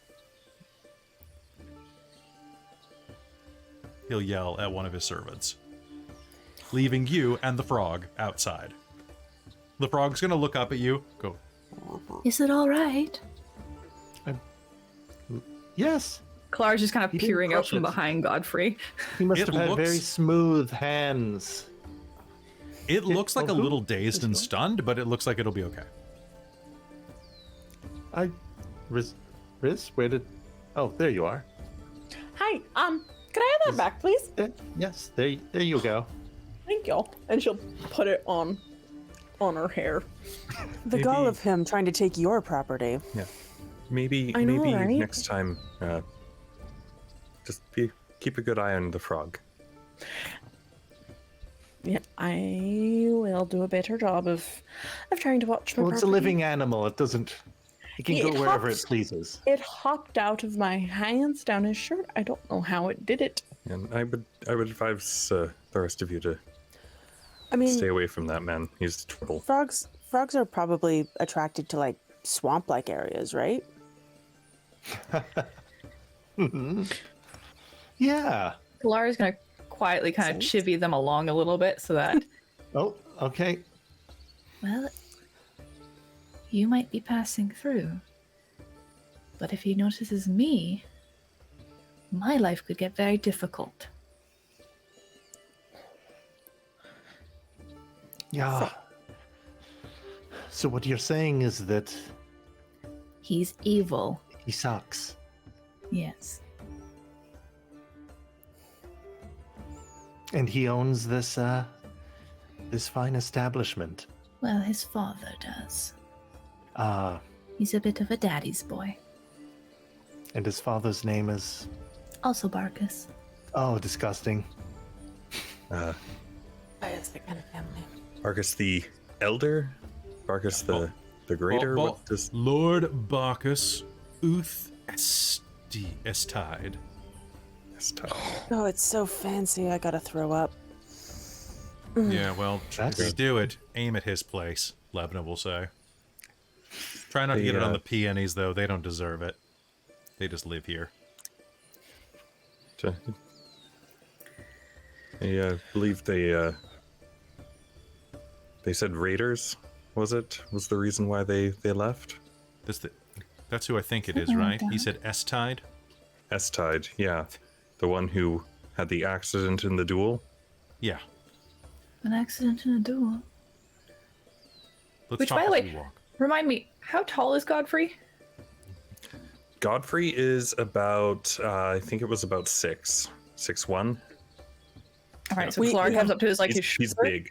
We have 2 tall boys and some middling to short. Hey, Levna's like about 6 feet tall too. She a tall girl. I meant Yeah, of who are the the 5 of us. I know. I don't count. I like to pretend though. You count. Oh, sheesh. All right. So, Levna doesn't. so as Levna's walking you all toward the crab, you'll continue talking about this. Yeah, there was a duel with a nobleman's son. Godfrey. Yeah. And it was the first blood. But apparently that man, I don't know too much. I wasn't actually there. But Yeah, well, very few what I were. heard That's was- the problem. sorry, what? That's the problem. Very few were there. Yeah. There's supposed to be a certain doesn't number of seem- witnesses in a duel, and it was just. Anyway, it was supposed to be with blunted sabers. Well, that doesn't seem very sportsmanlike and chivalrous and lordly. Yeah, unfortunately. And the man that died, did the man that died have a name, Kelly? Let me double check, actually, because they don't give much info on it. Let me just see. Farkas. Murdered the son of a local leader. So that man, of course, I mean, how could I forget, was named Halperin. Halpern? Halpern was a good man, from what I hear, too. Yeah, reminded me a lot of you with like another 5 years on you, maybe. Wasn't even that old. Had some. Holy crap! Is this it? It's kind of shaped like a crab. Impressive architecture. Huh. Very interesting. Regardless, Sure that's enough. not exactly odd for his behavior, so nobody quite likes him around here. Good to know. With that, you make it up to the Brass Crab, which is a modest single-story building, and the village wharf. You're looking down into the water at this point. It's quite a lovely sight. And sure enough, the place actually is kind of shaped like a crab. It's weird that way. But How does that work? It's kind of like it basically has kind of like a round semicircle with a front chunk like a crab's head with the eye stalks sticking out the front. And has 1, 2, 3. It has 4 jutting hallways that go out from it for extra rooms, almost kind of like motel wings, but a bit smaller. But yeah, you can easily walk in the front door, carrying your things. As you do, you are going to be greeted by a woman with kind of skin that's roughly the hue of mahogany, an Ergothian woman. That Kelara and Godfrey, you kind of know it's Alme, something like that. You'll recognize Yalme, Kelara. And as you enter, she smiles, and they're in the process of setting up for the wake. Hey, I was wondering when you'd make it here. Did you bring the pies? Not yet, I'm just directing travelers. Oh, fair enough, fair enough. Well, come in, It's come like in, a come mercenary in. camp. Welcome, one and all. If you're staying here, it's 1 steel coin per night. Room and board are included, but drinks, aside from the wake itself, won't be covered. But I think there'll be enough here for you. I'm gonna look at the rest and the group and if you don't mind, this is on me for your help. Oh, are you sure? Because we have the and Rizira will jingle the bag of steel that they found at the thing. It's true. I could cover us. I would like to, as a gesture of my appreciation. Oh. Very It's noble, your money. good That's why. night, sir. Such Thank you. such incredibly generous patrons. Feel free to stay as long as you'd like. For It's like extra bronze coins, I'll do a turn down service for you. Have some mints. Hazel looks at Aurontiros and goes, "No." Yeah, so I'll enter 5 steel coins, one for all of us except for Kelara, and that includes Levna. Okay. Because Kelara, of course, probably has her place to stay, and it's like maybe since you don't need a room, maybe we can buy you some drinks a little bit later. Sounds lovely. Well, just sign into the registry here. She'll go behind the counter, pull out a book, hand it to you with a quill. Do you have any kinder-sized beds by any chance? You wouldn't want a normal-sized bed so you can spread out nice and proper? Oh. Well, any You know bed what? is a Kender Never sized mind. Now, I do have one request from all of our guests. I love hearing stories far and wide. Particularly, I love Kender stories. And I'm hoping that on the way out of here, you can do me a favor. When you leave tomorrow, or whenever you check out, I'd love it if you'd come and show me all of the things in your pack. I'd love to see everything you picked up along the way. Are you sure you don't want to see right now? I'd rather do it on your way out the door. Okay, I could do that. Smooth. It's like she's done this for years. Yeah, it's like she's done that, you know? So smooth. Robin gets it. Rizira doesn't. In the meantime, I think Kelara has to go find the pies that she'd baked, probably from the fishbowl, and thus has to interact with Uncle. So she's going to ask Levna if she would mind helping transmit Becklin's order. You need me to stand up to this old guy? I don't mind. I feel like you might get it across better. Rookie, find me a room that's going to be comfy for me. South facing if you can do it. Yes, sir. You sure you don't want to... Or... Okay, you got it. I'll awkwardly go and try and find a south-facing room for Levna. Okay. She will set you up good and proper with the rooms that you have. You're going to get in order. Levna is going to be in room 2. Godfrey, you're in room 4. Then Rizira, you're in room 5. Aurontiros, you are in room 6, and Hazeal, you are in room 7. They're all quite comfy. The beds are a little lumpy compared to what maybe Aurontiros is used to. It's rustic. It's like staying in a very well kept up Motel 6. Like, it smells good. They've got, she has like citrus and herbs in the room to kind of brighten it up, kind of in a potpourri fashion. There are soy candles nearby for you to light. Probably a deposit there, but you get those. Sorry, it's a dumb joke from B&D and not B&B Beyond. Can you tell? B&B Beyond. B&B Beyond. I'm gonna put that on Air here. D&D. Air D&D. Air D&D. Okay, so yeah. So as you are settling into your places, they all have like latchable windows and little like latch bars on the inside of the doors. Ones that are pretty easily breakable. Like in the event of an emergency, you could kick that door down pretty quick. But for casual use, you can latch yourself in and give yourself a lock at the key, and you'll have security for any business you want to get up to in your own room, scot-free. Now these are all first floor rooms. And with that, Kelara, you and Levna are going to make your way over to the fishbowl.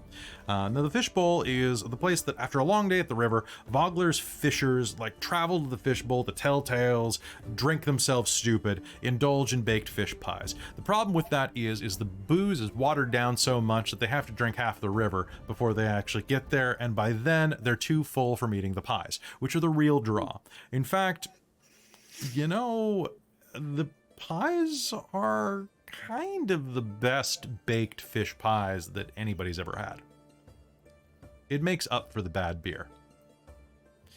uncle, an elderly man who is, whose real name is Elthar, but nobody calls him that, is working behind the counter of this little establishment when you walk in with a jangle. As you head inside of the tavern, there is going to be the sound of some crashing back in the kitchen, and you're gonna hear, "Where did I put that stupid... Hello, who's there?" It's me, Uncle. I'm here for the pies for the wake. Kelara, what are you doing? You're supposed to be here this morning. No, I had to go to the mercenary troop because they'd got eaten. No, you were supposed to work here and bake pies. I had to be up to do a double shift because of that. They were all ready to go.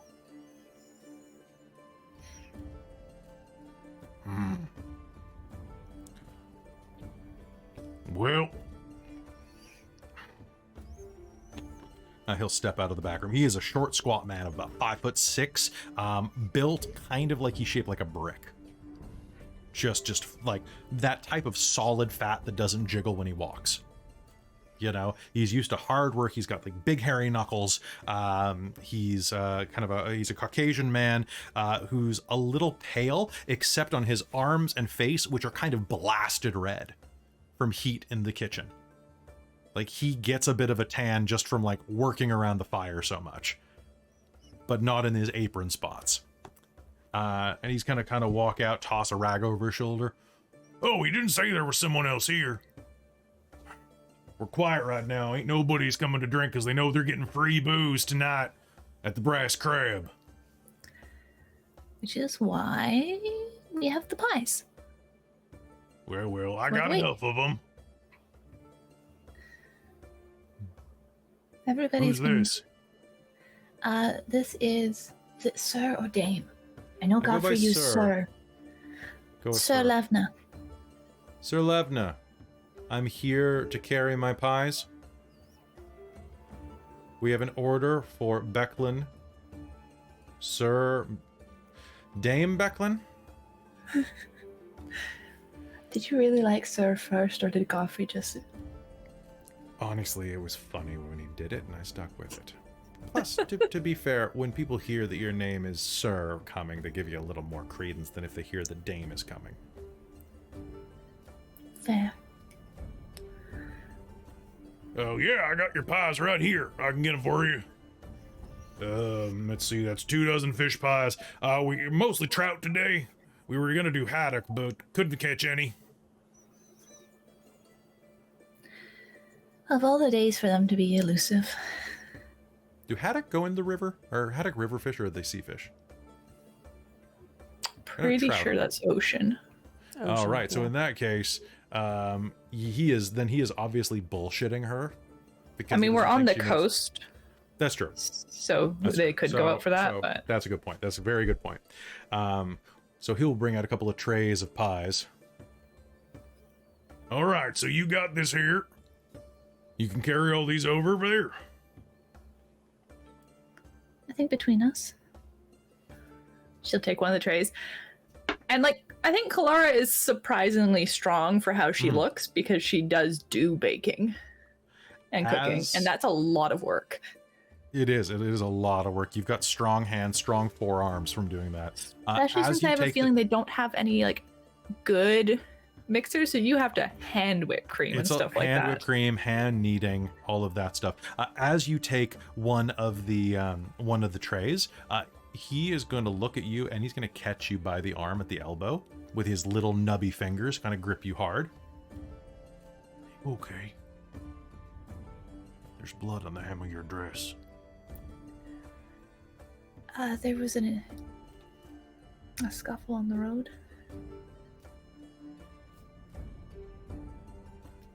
We took the... Kelara, I told you that going to those mercenaries could be trouble. I don't care if they were friends of I Ispen's. came upon it. I wasn't attacked. I was helping. So you're okay? Yeah. Well, all right then. Get out of here. Be sure to don't drink too much, because I need you to do some baking first thing in the morning. You got a 4-hour shift starting at 6. Right after the wake?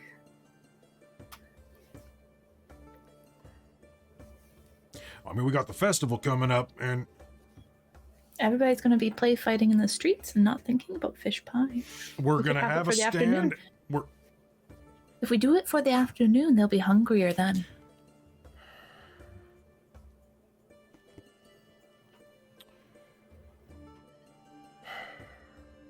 Two-hour shift. I need you to at least help me roll the dough. All right.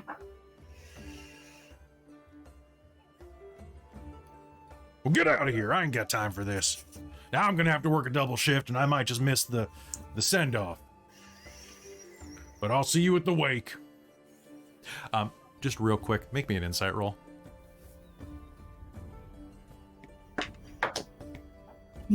Natural 20.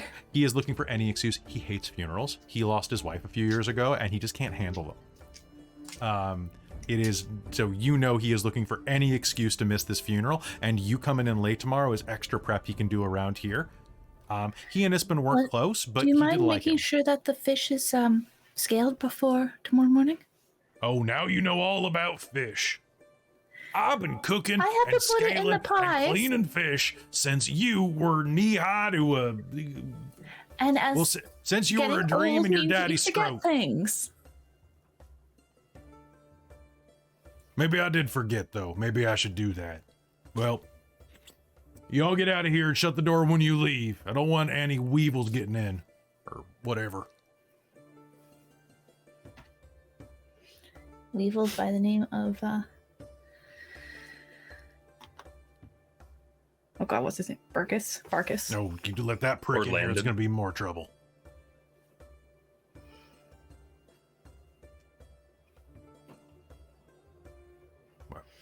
Unfortunately, he's going to be at the wake.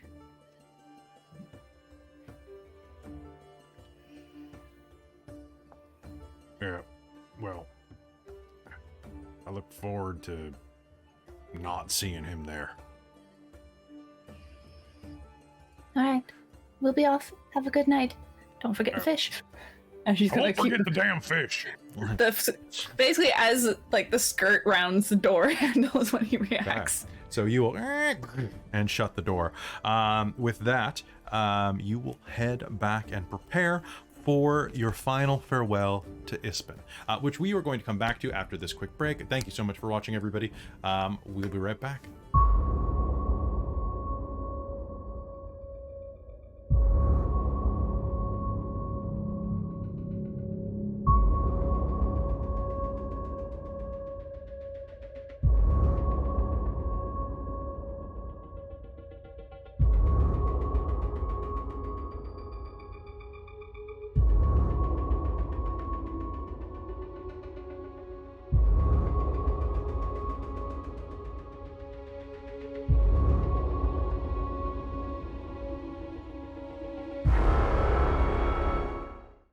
Hello, everybody, and welcome back to another episode. Wait, we're not doing. That's not how we're doing this. Hello, welcome back. This is the part of the program where we talk to the chat for a brief bit. In about 5 minutes, we are going to do our giveaway poll. Our giveaway poll. What am I saying? We're going to do our giveaway for Norse Foundry. So if you are watching us live, go ahead and put !Norse in the chat. We'll be doing the draw at, let's say, 9:22. That gives us 6 minutes for you to put it in. So 9:22, put it in right now. And a quick reminder that if you're in North America, in particular if you're in the United States, you can win the dice. If you live outside of the United States, it is a gift certificate instead. So folks, I hope you're having a good time with this module. Are you having a good time, Cast? Yes. Yes, Oh, yeah. very Definitely. much. Okay, so here, you want to know some fun little things? You're not supposed to meet any of these characters yet. So, Fair. but it's kind of weird because this is the problem with writing a module. You can never tell what the players are going to do. But there are Solamic Knights, but if you have Solamic Knights in your party, wouldn't you want to make sure that they get a proper burial? So do you bring them back to the town? I mean, that is possibly an option. You could just stay there and dig a ditch. Hello, thanks for the raid. But you feel like you want to bring the corpses back, right? But well, then what do you do with the corpses? Well, you obviously take them to like the other Solamnic Knight in town. So you go there, but you're not supposed to meet Becklin until meeting Becklin. And it's its own chapter. Yeah, right. It's just a thing. And then like the whole thing about meeting Barkus. You're not supposed to meet Barkus until you'll know when you meet Barkus in the book. I have plans for him. I assume that Barkus is going to get plans for him. 2 chances to be a Me dick, too. and then the 3rd time you're going to launch him into orbit. Oh, I think he's got that's one more already. I think he's got. I'm Oh, gonna he's just rob down to him 1? blind. It's No, fun yeah, that all of us are Kender's thinking gonna rob something. him blind. I'm waiting for the dramatic moment. Thank you. I am Of course. so happy that you saved that frog, by the way, because I was like you put a frog in him, and I'm like, he's got to kill this frog. Crap. I know do when it. you did it, I was like, no, I didn't mean for that. I was gonna do like the funny like pat. Invisible like, cat. oh. Right, but the frog is fine. Thank you so much for all of the positive feedback, by the way. For example, SPCO Bremski says that we're awesome. Grew up in Dragonlance. Glad to have found this. It's your first time watching live stream, and we'll be watching weekly. We'd love to have you weekly. Join the Discord. There's going to be great stuff in there. I think Professor Multiverse has been doing some great stuff. Memes have been great with memes. I really appreciate you guys being here. Like, it really matters to us. If you're watching on YouTube, give us a subscription. It's really fun to watch that since episode 0 of this. I think YouTube's gone up by 10% subs. Like, it's it's Nice. actually more than that. We were at 5,300. We're almost at 6,000. What? Holy crap. Yeah. Oh, from since 0? In 2 weeks. In 2 weeks, we've had 600 new subs. Yeah, 600, and I can check real quick, but it's like 700, which is great because like half of our viewers, like I look at that and I look at reports and things and check the analytics, and I'm not like super big on analytics. I'm a little more organic with my stuff, but I look at it and I'm like, oh, like 40% are subbed and 60% of our regular viewers aren't. That's weird. But yeah, no, and Bane, it's good to have you here. Good to have everybody in the chat. If you're watching live, it's awesome. If you're watching later on YouTube, though, we still love you. I gotta say a couple of things real quick. We got 2 minutes before the draw, so exclamation mark Norse. I want to say that this is going to be going up on podcast in early January to give me a couple of weeks to kind of buffer out some of the errors and to make sure that it's like just that I have enough time to put it into a podcast. It doesn't take too long once the setup's done, but that intro and outro do take a little bit of time. I'm super excited for that, but I'm also excited because over at our Patreon, we are now 3 patrons away. 6 if it would take till the end of the month because we're losing 3 people. But 3 patrons away from Robin having to run Radiant Citadel, which will be a fantastic little tour de force of like, it's basically Star Trek D&D. So if you would like to join a Patreon, head over there and make that happen. Even the $1 tiers add to that total. But yes, just number of patrons is not. Yeah, it's number of patrons. I'm just going for bulk, baby. And I may have just sent Kelly some potential videos for the Dork Tales logo as part of the frame. I love that. So I'm working on it. I'm Nice. working on it, guys. All right, folks, you've got 30 seconds from this point to put an exclamation mark Norse for that draw. And once again, just a reminder, thank you to our friends at Norse Foundry for providing this. This is something that they reached out to us. They're like, hey, we want to give you some free dice to give away. And we were like, man, you guys are so cool. And they really are. Their dice are fantastic. They sent us a free set quite a while ago when we first became friends that have our Dork Tales logo on them. And they are awesome. I cannot Lucky. wait. I know. Sorry, dude. We can get you some. Much more. I want the gemstone sets. Look, The gemstone sets are so good. And they just feel nice. They're so cool. Oh, there's a giant one in the That's one of the things that you giveaway, get for free, yeah. And Cal, you are Cal, you are the only person on this cast because you're not a moderator, and you are technically a guest star. You technically can enter. I remember during what was it? Was it Extra Life? Mm-hmm. Oh, you won the think- dice subscription. Didn't you? Yeah, right. Have you been And I in touch gave you with them? my address. Did I gave the information to? Yeah, I think it all got passed on. Yeah. Let's Do I make need to the- do anything? Let's No, just you post should it just be to- receiving stuff like once a month. I think it is. I'm not sure. Oh, I think it was a that's- 3-month.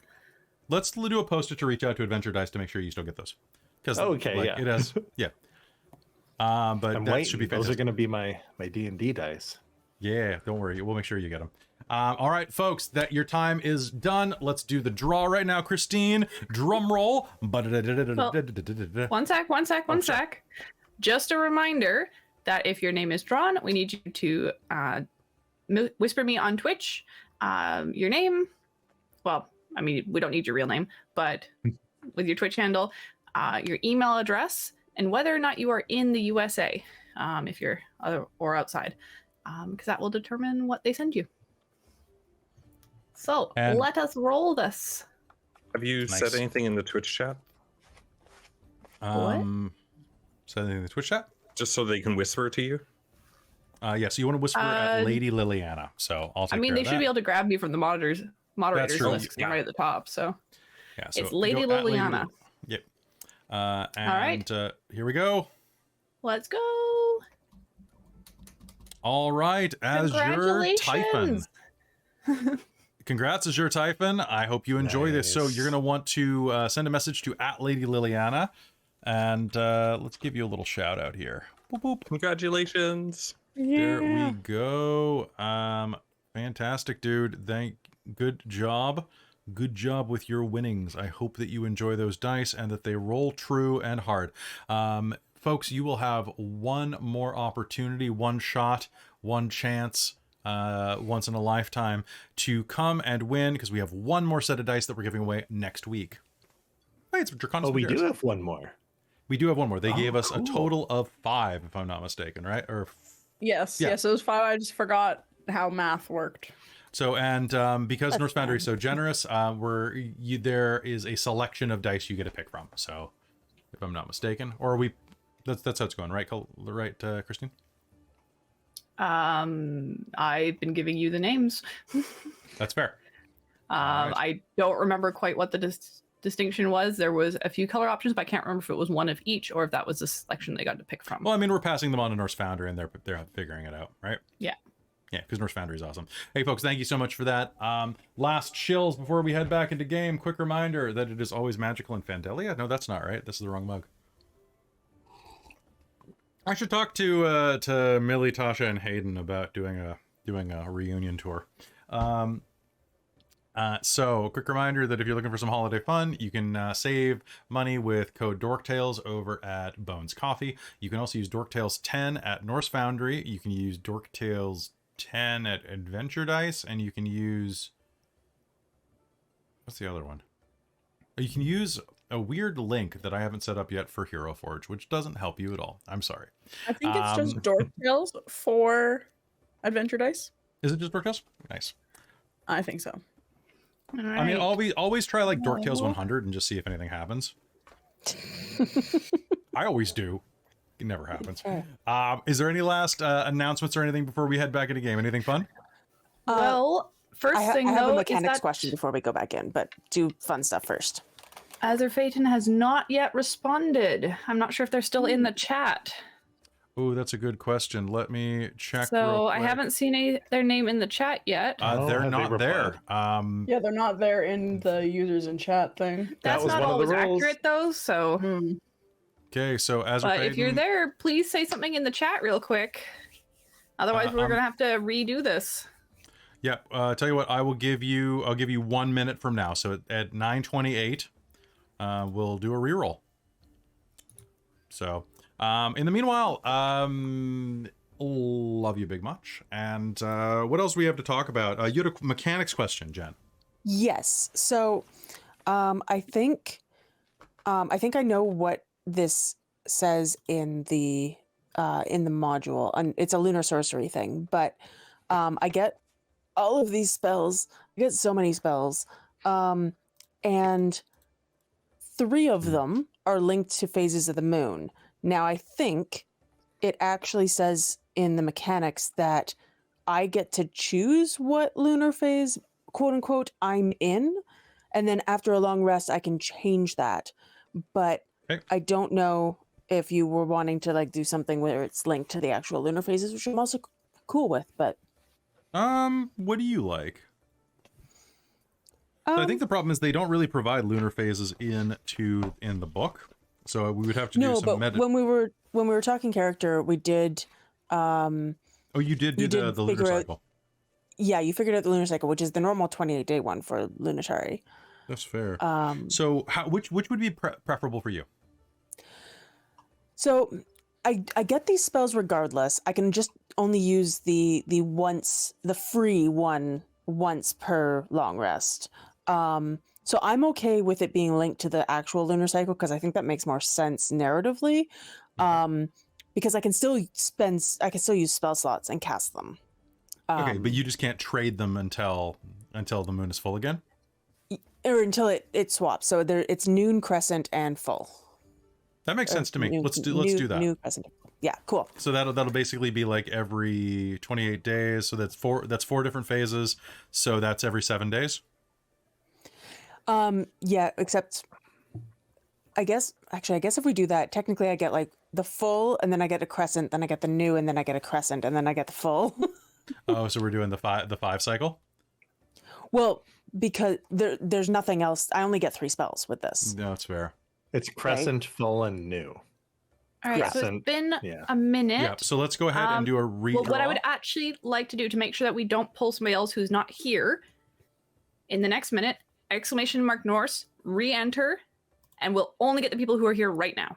Right now. So you've got even better options, better odds now. So let's Norse again, and let's get only the current people in that. Okay, so giveaway. everybody, if you're hearing this right now, re-put it in right now. We're gonna give you like another 90 seconds to do that. Everybody enter. Everybody, you want to. This is for a full set of metal Norse Foundry dice and a big stonking boulder. If you are living inside of the U.S., you get the dice. If you're living outside of the U.S., and that includes Hawaii and Alaska, you are going to be getting a gift certificate. So they count as the U.S. for clarity's sake. So No324 brought up a good point in that if I link it to the actual cycle, it makes my level 6 feature, which is switching that as a bonus action for sorcery points, kind of useless. Okay, that's great. So I was actually saying that, so why don't we say that it's like you can change it out so you're just talking mostly about being able to trade your spell out at the beginning of the day. Yeah, basically. We'll just say that you say a prayer to the moon before you go to bed or right when you wake up. So when you see the moon, the last time you see the moon, you ask for a new favor. Okay, cool. Yeah, that sounds good. Just there's a tie to the moon, but it doesn't have to be quite so. That's good. Hey, Moon, it's me, Hazel. Good night, Moon. You just give me Fireball tomorrow. Hey, Moon, it's me. Yeah. Mostly it's shield. Mostly, please give me shield. I like shield. All right, last chance to type Norse. You've got 10 seconds. 10. I have lost a die on the floor. 8. Does that mean then What's I up, can Moon? choose, It's your boy, Hazel. I can choose my current phase right now because cool. I'm actually choosing the new moon because I have a plan. Nice. Uh-oh. All right. That sounds great. I have lost a die. Die down. Is it a D4? No, luckily all my D4s that were out are accounted for. I accidentally dumped my I will entire say, tray on the floor. One warning though. I guess buttons do it. Norse. Possibly win some dice. Yep, you've got like 30 seconds left, 10 seconds left. So it's not horse, it's Norse. I will say, if you win one of these metal dice, do not lose the D4. It will kill you. It's very hard to pick up, and it's metal. It's look how sharp that is. I could shave. So it's not as sharp as the extra life D4s that I can shave those time things with are that. Deadly. All right, so it has been enough time. So we're going to pull this. Acknowledge in the chat, please, if you're here, if you are the person who gets pulled, and whisper me. Yep, whisper All me, right. Liliana. And Chef Kronos. Congratulations. Congratulations, Chef Kronos. Hey, actually, you said something really nice earlier, if I'm not mistaken. So I'm happy you won. I recognize seeing that name. So, oh yeah, you loved how we did on the aliens by them. So Chef Kronos, you asked me a special question about whether or not we're doing the Blade Runner RPG. It was announced during Extra Life that our graphic designer Michael is going to be doing a fantastic little short run, and I don't know how much he wants me to announce about that, but that will be coming up in a couple of months. We also have a poll over on our Patreon because we do a thank you so much for the gift. Thank you. Who did that? Oh, it was Soul. Soul. Thank you. You're just trying to you're trying to catch up with Precarious. It's okay. Your demonic powers are good. Also, I hope you heard me talking about you during our break. I think it was last night. It was right at the end of game last night for Another Deep. I was talking about you, Soul, and saying that some of your ideas, the marinate. I haven't been on Discord recently, but I'm marinating on them. This is a new character I'm going to do for a game. This is what I'm going to play in the Radiant Citadel, Robin. Okay. I'm going Sounds to cast good. Fireball. A little bit of Fireball. That is none of our that doesn't sound like any of the builds you've pitched me. So this is a new one. I'm Fireball. I'm just gonna play Stewie You're gonna Griffin. be Stewie? Yeah, I'm just gonna play Stewie Griffin. I approve. DM. Oh, Dungeon Master. no. Dungeon Master. Oh, Dungeon no. Master. Dungeon Master. DM me. Oh, hell, the Rocks wizard. fall, you die. Yeah. Roll a new character. Boiling Blast. Anyway. Curse you, woman. Damn. All right, We so need folks, a- we're getting back into game in just one Ink sec. and Thank Liar you. with a raid Thanks for for the raid, Ink and 94 Liar. people. Kelly Griffin. We can play Dungeons and Dragons with Will Wheaton. We can use Mind And Whip. your cool whip. I'll use Mind Whip. I got Thorn Whip from Keiko. I'll use I think it's Lightning called. Luther. All right, so folks, we're going to be getting back into the game. Kid. Start. You trying to do a Joe Swan? I can do a Joe Swanson. I'm Let's do doing a Joe Swanson. He's gonna do a Joe Swan. You can only do it off of one half of your mouth, and it's the weirdest thing. Like, You gonna do a Joe? It just sound weird, but. Hey, I'm gonna be Peter Griffin. Louise. Nah, I can't quite do Louise. Peter, Lois. we gotta play Lois, some why did I say D&D. Louise? I don't know why you said Louise. You just got all the kid energy. All right, so folks, it is time for us to head back in. But I was gonna say real quick is that over on our Patreon, they are voting right now for their favorite options for us to do one shots. So we do at least one shot a month that the Patreon gets 3 months in advance, or a couple months in advance in case I get sick. And there's a lot of stuff up there right now, like the Terminator role-playing game, New Chronicles of Darkness games. They Came from Can't Murder Lake, which is the 80s slasher version of They Came from Beyond the Grave. All sorts of stuff. Passion de la Passions, which no one votes for, but I put it up every time because I bought a telenovela role-playing game. Yes, Cal, a telenovela role-playing game. You're so beautiful, but you must die. How's that one not winning every week? I don't know. It's only got 3 votes. It scared Robin away, though. Goodbye, Robin. I'll miss you.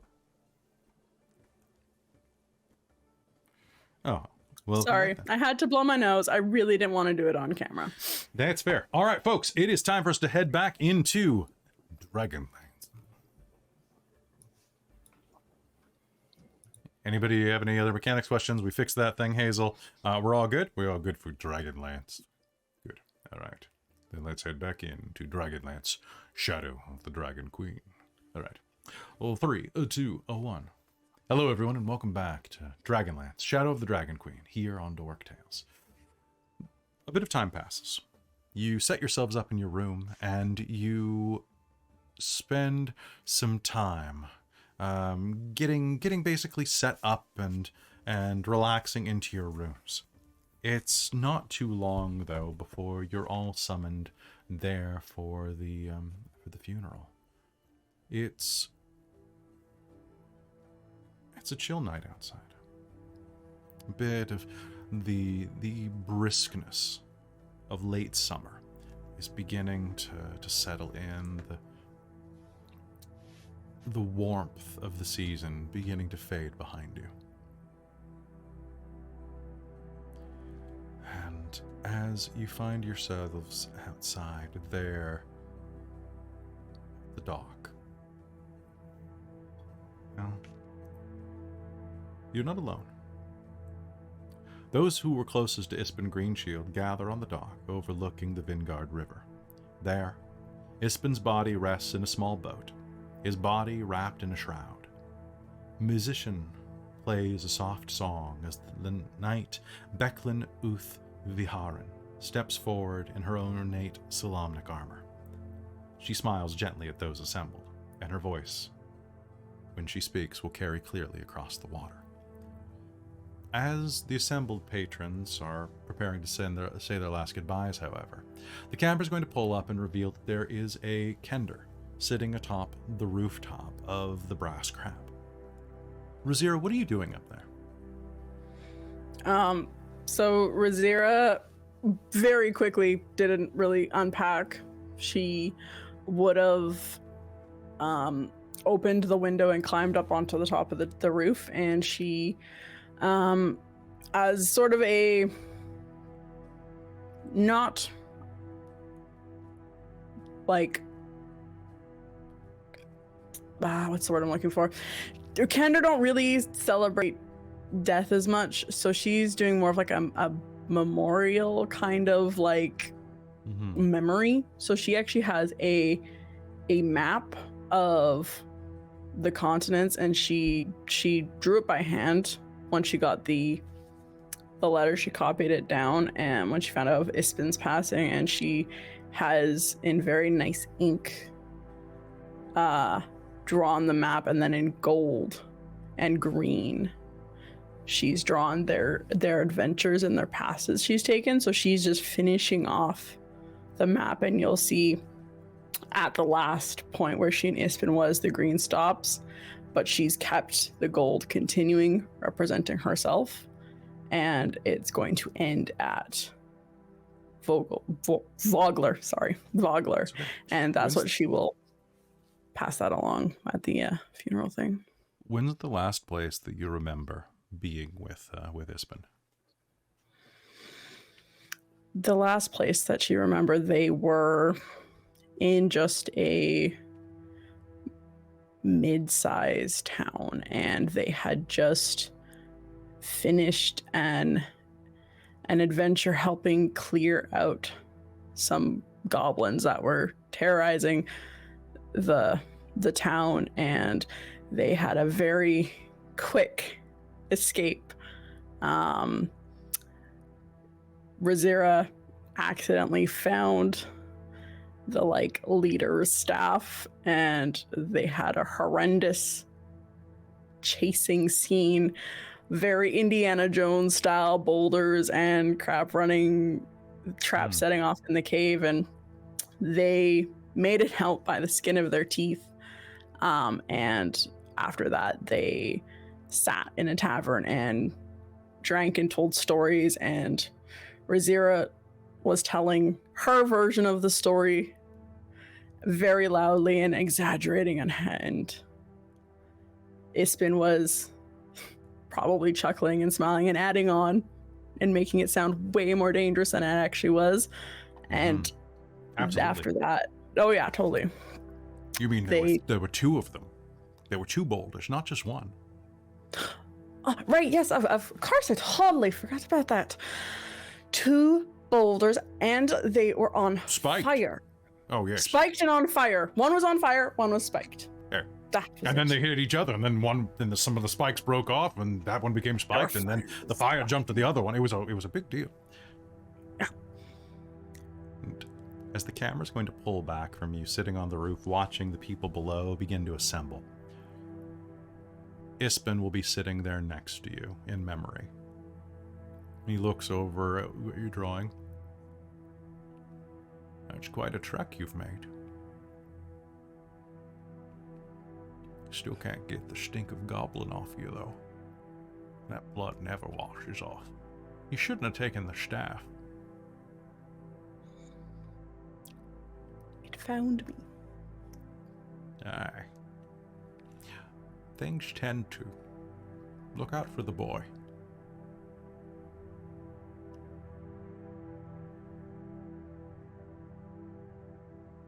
Down on the ground, Becklin clears her throat. And I said earlier that there was a musician playing. Is that Aurontiros, or is there another musician? It's Aurontiros. I have a song that I would like to have in the background. Do you mind if I just executive call it? Yeah, go for it. Okay.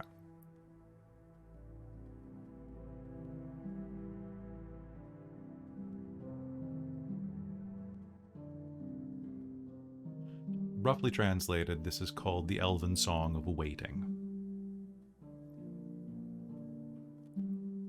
And as Aurontiros' fingers begin to strum across his instrument, playing with an adroitness that is mesmerizing to the normal humans around here. Did you play this song when you were around Ispen? I have a story for this song. Sure. Is this during the wake with people listening? You can or is say this kind of... I'll save the story for this song when we're sharing our favorite tales of Ispen. So as you're strumming, though, the camera pulls over for Becklin's speech. You can almost see Ispen sitting next to you, listening to you strum.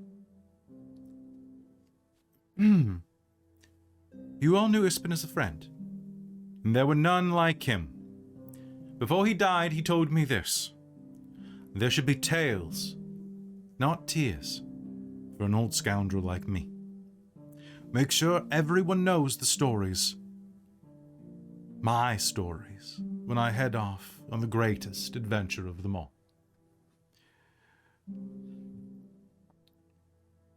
We wish you well on this adventure, friend. And she will compose herself for a moment and nod to the villagers. And several of them, carrying the boat containing the body, go to the dock's edge, where she and Cudgel, this middle-aged dwarf with very deep olive-colored skin, brown hair pulled back, dressed in her ceremonial armor as, her mercenary armor, I should say, will slowly lower his boat into the water. So let us do that. Becklin continues as the tiny vessel drifts out to the Vinegard River. On the eve of the Kingfisher Festival, we celebrate you, Ispen. Good travels, friend. Until we meet again.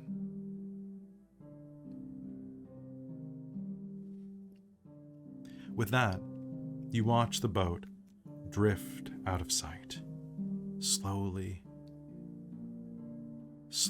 moving down the gentle current of the Vanguard. There's a moment of silence.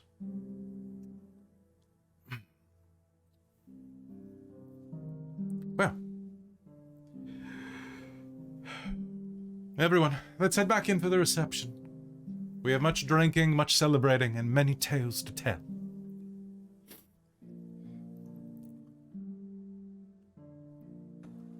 And she waves you all inside to share your stories. You pack your things up, and as you're doing that, Cal, can Aurontiros give me a performance check with advantage? All right. Wow, I'm on a rolling one streak today. Oh, there we go. Okay. 16. This is charisma. It's charisma and performance, yeah. So it should be at least 22, I think. This is going to be 10 plus... It's going to be 26. Holy crap. Good. Joe, you have expertise, don't you? Yes. Okay. Damn, son.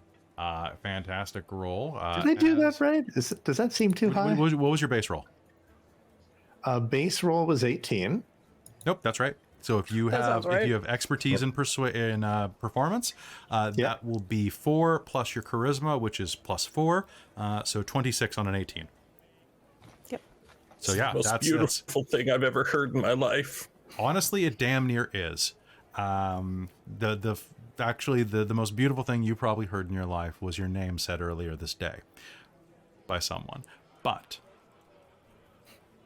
that's a different story. So you head inside into the common room of the Brass Crab, which has been festooned out. As you do, a couple of people will kind of approach Aurontiros and, "Song's quite lovely." Yeah, it's a real well, it's not a banger, but it's got real soul to it. You're an amazing performer. Is that an Elvish song? Oh yeah, is that an Elvish song? It sounds really nice. Well, it's a song of my own, and there's quite an interesting tale that I could tell that has to do with Ispen, curiously enough. Can't wait to hear it. And well, maybe a few more drinks, or should I tell it now? No, save it for inside. You know who will want to hear it? Head inside. Sadden's gonna want to hear it. He acts tough, but he's a real soft sod when it comes to music.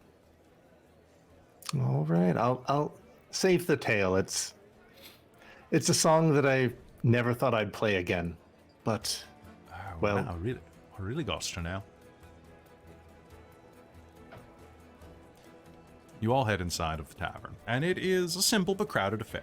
The Brass Crab's proprietor, Yalme, has a never-ending supply of, an ending supply of the fish pies. There are only about 24 of them there. They're small, about hand-sized, and they're more like empanadas, really, than anything. But as you head inside, there is bread, cheese, and a number of drinks, mostly local ale, a bit watered down. But there are a few other drinks there that are on pull, that are not free, but if you'd like to get them, they are there. There is also an unlimited supply of one non-alcoholic beverage that Ispen liked to drink to fortify himself at the beginning of the day, called Filmjölk, which is like a yogurt drink. It can be made from cow's milk. I think around these parts it's made from either sheep milk or goat milk. But it's kind of like a Laska or a Lasky. Am I saying that right? I think Lasky, I can't remember. But it's a yogurt beverage. And it ferments nice and proper if you do want it alcoholic. It goes very well with any hard alcohol that you pour into it. But practically everyone in the village makes an appearance. There's a mountain dwarf across the way. There's actually a kender inside. Levna is working her way through the crowd in her armor, Lassie, thank you, and has taken her helmet off so as not to scrape any of the beams above. As well, you'll see that telling a story in the corner is a ugly man, a beefy old dude who must be pushing like 90 at this point, with wee little spectacles at the end of an oft broken nose, telling stories in the corner and punctuating them by sucking on rancid teeth that still cling to his withered gums. There is, like I said, a mountain dwarf, a female mountain dwarf herder, who will immediately catch your eye, Hazeal, because for two reasons. A, it's a mountain dwarf, and it's obviously a mountain dwarf by the way that she's dressed. She has a traditional mountain dwarf sash across her chest as well. I'm thinking kind of like a Highland sash almost, and is sitting there kind of like listening to stories and smoking on a pipe. She is very pretty, as in exceedingly pretty, with this head of brown hair that, if fully unbraided, would trail behind her 3 feet on the ground. But the way she has it is this mass of braids that mean that her neck muscles must be just impossibly strong. Beyond that, there is a There's a man in his mid-30s with kind of like long flowing golden like Fabio hair, but whose skin is kind of like bloaty and pale pink, like it's been damaged through way too much drinking and probably vomiting. You'll also see that there is a fancy-looking forest gnome with black hair and bronze skin nearby, whittling something out of a piece of oak. A late teenage girl with damn near gold skin, almond-shaped eyes, and bleached-out gray hair, doing a card reading in the corner with a deck of playing cards. And as well, Kelara, you are going to recognize Leon Fairlight, who is a beefing beefcake, who is basically Channing Tatum in a vest with no shirt. Dressed Opa Aladdin style in the corner. All right. So we have a Channing Tatum-esque No. and a dickish Chris Rogers or Chris Evans. Your brother? Steve Rogers type. No, wasn't there the Gaston type one? Yeah, It was that's the guy. described that way as well. The Yeah, Gaston is the Channing Tatum. Chris Evans is your okay. brother. Chris Evans is your Chris brother. Evans is your brother. Your Draco brother is Malfoy there the as dick. well. Okay. You will also see just the places. There are so many other faces that you cannot quite recognize. And everyone is there beginning some food and drink. And after a couple of moments, the reception begins. Becklin raises a glass and gives a little... This damn thing. Can I get your attention, please? That's better. I was good at this crap. Everyone, your attention! I would like to share some stories of Ispen as per his wishes. My favorite is the tale of the High Sub-Senior Artillerist of Mount Nevermind that launched her pet weasel all the way from the Nova Enclave to San Crista Island, then hired Ispen to recover the critter, or at least to note its trajectory. Well, that went about as well as could be expected. The crowd is going to kind of give a fairly standard laugh at that point. She goes through the story telling about how it led to this chase with this rodent that worked its way through a den of direwolves. Unfortunately, it turned out that the direwolves were in heat, which made this quite a passionate escape attempt, as nothing makes a direwolf angrier than being a randy direwolf. But in the end, Ispen was able to recover the critter, but damn near lost his ass in the process, is to say it as he would. To this day, were we to go and check him, he still has the tooth marks on his posterior, if I'm not mistaken. Not that I would know. But beyond that, and who can forget, of course, well, the one time, once, Ispen Greenshield, of course, known for his great green round shield. He saved an entire village by using his shield in order to reflect sunlight directly into the eye stalk of a marauding Ankeg. The damn thing went blind, burrowed into the ground, and created a cave system before accidentally off the side of a cliff to its doom. And in the cave system, the town was able to reestablish itself with as a holding facility for local cheeses, for the climate-controlled caves were quite advantageously positioned. Which is why, if you go along the north coast of Solamnia, there is a particular type of cheese known as Ispen Greenshield, or depending on where you are. Anyway, so. Does anyone else have a story that they'd like to say? I don't want to take up too much time. Please, anyone, tell the story for me. Aurontiros! Our elven friend. Come, join us. It was a lovely song that you sang earlier, or that you played earlier for us. Yes. I never thought I would play that song again. However, I think it was fitting on this day. You see, many years ago now, I had been bandited, taken prisoner by hobgoblin-led bandits. Rough business that was, and they only spared me if I could.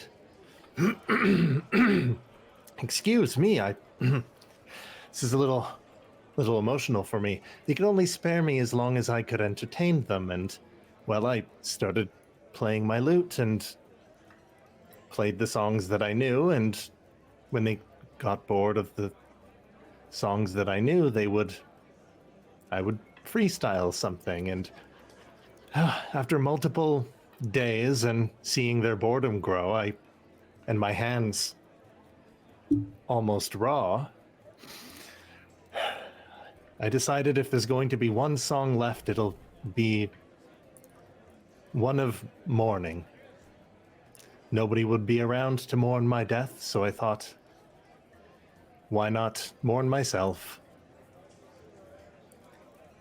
And as I played that, a unicorn came out of the woods, and I kid you not, dressed in the fanciest of hats, holding a flaming pumpkin that he had carved a face into it of himself. And he must have been listening from off the side, because one of the tales I must have woven in my horrible malnourished state had to do with some sort of like flame pumpkin throwing unicorn rider. And sure enough, like I had summoned the devil himself, it showed up to presumably destroy us all. The woods that I had just made up a story about being haunted and condemned must have truly been. Well, it was no great ghastly fiend from beyond the grave. It was Ispin. And it was no unicorn. He had put a carrot on the end of his horse. Yep. But it was enough to make the hobgoblins and the few humans run off in utter sheer. And well, I had accepted my death at that point, and I thought it would be pretty funny if I was going to die, this would be it. And well, Ispin Greenshield, he saved me in, some would say, a ridiculous manner, but there could have been no other person, no other way anyone could have gotten me out of this precarious situation. And well, that song of mourning was what I played. Wonderful story. Thank you so much, Aurontiros. Cheers, Aurontiros. Cal, mark down that you have a point of inspiration. Oh. All right, thank you. And as you head back over to the table that you were drinking at, you swear out of the corner of your eye you can see Ispin standing there holding a glass of ale next to you. It was actually a donkey. Well, it was modeled in gray and small, and it was obviously a carrot, and I don't even know, why did you have a pumpkin? Got some secrets with me to the grave, lad. I think I'll keep that one. You take a drink. Anyone else? Many stories, many times. I didn't know Ispin personally, but my mentor did. Hazeal, please, come, speak. She sent me with this particular story. She told me that this ship, one of those ones with 3 banks of oars, I don't remember what it's called. Anyway, it was crewed by Minotaur pirates.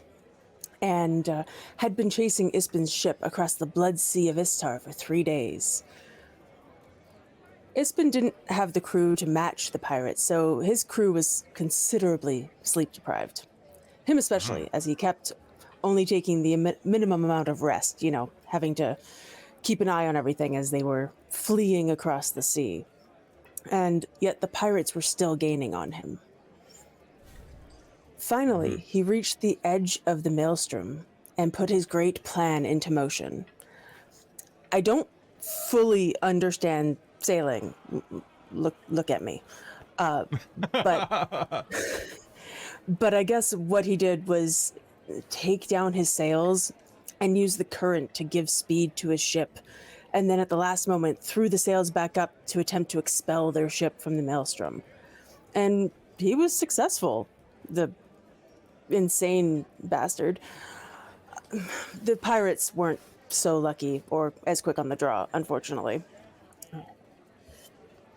Ispin continued on his merry way, and upon reaching the mainland, he was still so sleep-deprived that he walked off his ship into the ocean before it had even fully docked. That's where my mentor met him, actually. She pulled him out with a levitate spell, and wouldn't you know, he was already snoring. She said she left him on the dock, dripping and fast asleep, but he found her later to thank her once the crew woke him back up. And as you say that, you'll flash back to your mentor telling you the story. Were you and your mentor at all close? Like, I need to know, like, what your relationship was like. You were an amusement for her. I was an amusement. I was an oddity.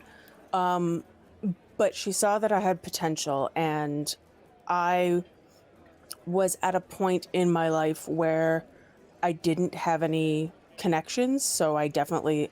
Hazeal feels like she's close to her mentor. Her mentor probably feels like... I want you to make an insight check against your mentor when she was telling you the story. Cool. And your mentor... Was your mentor human? Remind me again? Elf. Elf, okay. Oh, yes, of course. Yeah, it's why I know Elvish. That's right. Insight... 16. She was telling you the story, and she said, yes, and I pulled him out of the water, dripping and wet, and already fast asleep, and later he found me and thanked me. And when it was done... And she turned a shade of scarlet that, in your head, you will complete, and you can almost hear the sound of this imagined voice of Ispin saying, she was much the same. And take a point of inspiration. I laugh as I drink my cup of doing cheers. Wonderful Cheers. story. Here. I can tell right now that Ispin would have truly loved to meet you. Thank you for conveying your master's requests and story. It is a lovely one. What was your master's name again? He was... Oh god, I forgot. You relay your master's name. I do, yep. And everyone will nod and say, oh, her. Oh, well. They obviously have heard the story from Ispin. Next, please, another one. Well, I have one that nobody's ever heard of before. Oh? I think Ispin tried to keep it quiet. He certainly bribed me to do so. But there was this time that the nanny goat took an awful, awful attraction to Ispin. Everywhere he turned for a solid week, there she was. Frequently knocking him over. And one time, luckily nobody else was around, but it was right into the horse trough. Everyone cheers that. Here. You can't get irritated now. And as you go sit back, the ghost of Ispin will almost whisper in your ear. Really? You had to tell that one. It was the best one. And nobody's Like ever heard of it.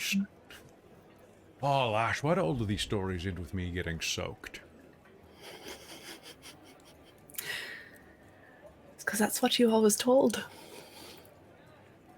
Yeah.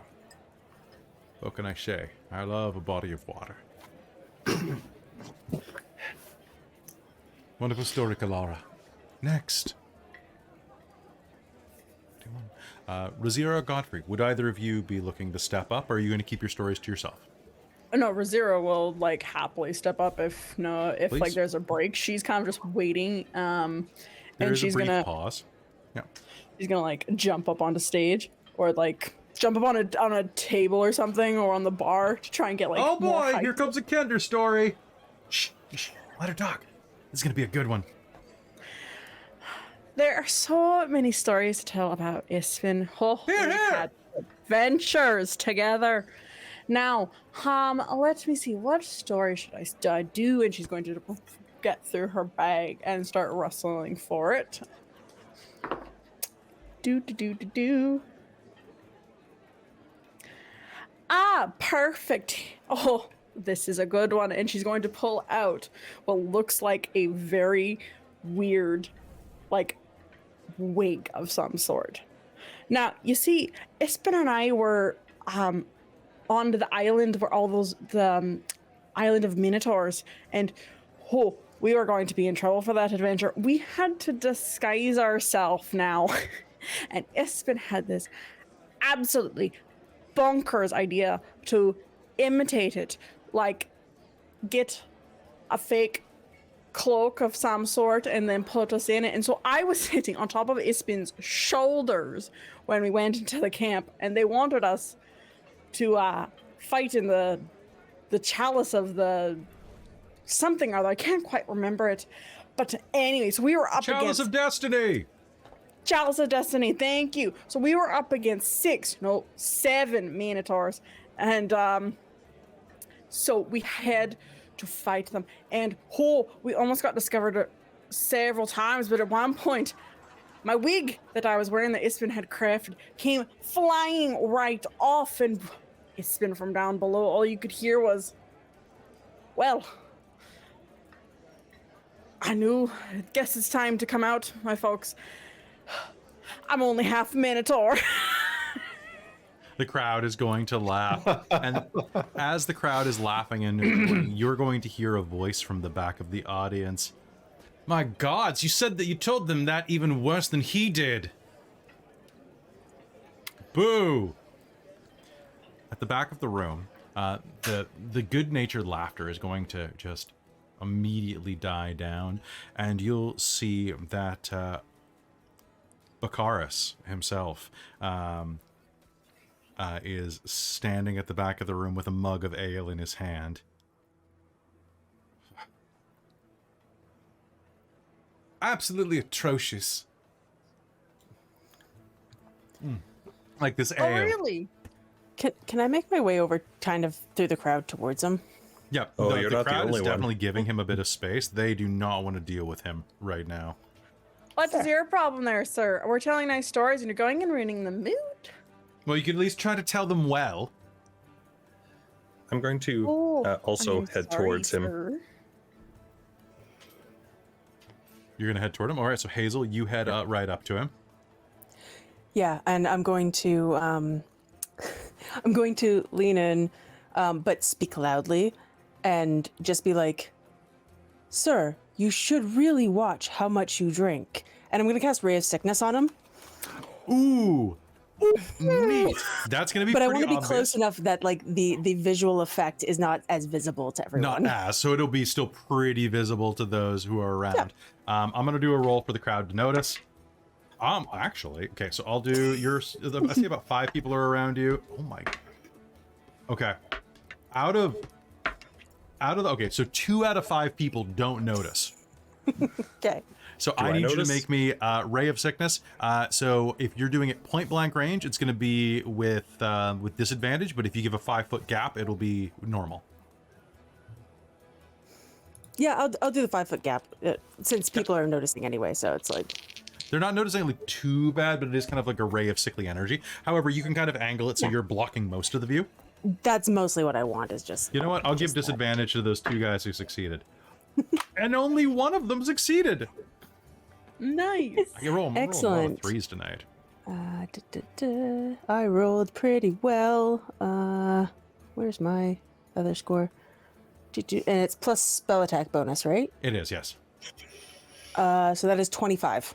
Yeah, he's not going to be able to dodge that. He takes a swig of his ale, and you hit him with that, and he... You don't look so good. What did you just... And he's going to vomit heavily onto the floor. Bits of blood and cheese, or not blood and cheese, bread and cheese are going to just spew out. He's going to make a giant mess, ruining his bright red tunic and doublet. It's going to just be... Now that reminds me of a story for Ispen, but he handled it much better than you did there. Here! The crowd is going to just cheers that, and he's going to like, Father will hear about this, and is going to turn and book it out the door. Oh, I'm scared. Well, perhaps we should take a moment to clean that up. In the meanwhile, by the way, Rizira, take a point of inspiration. Thank you.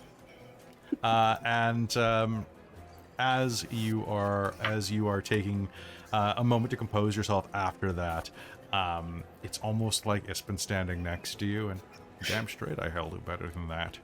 I'm not a fish ant. Right. Hazeal will help clean up. Okay. While they're doing that, and Hazel's cleaning up,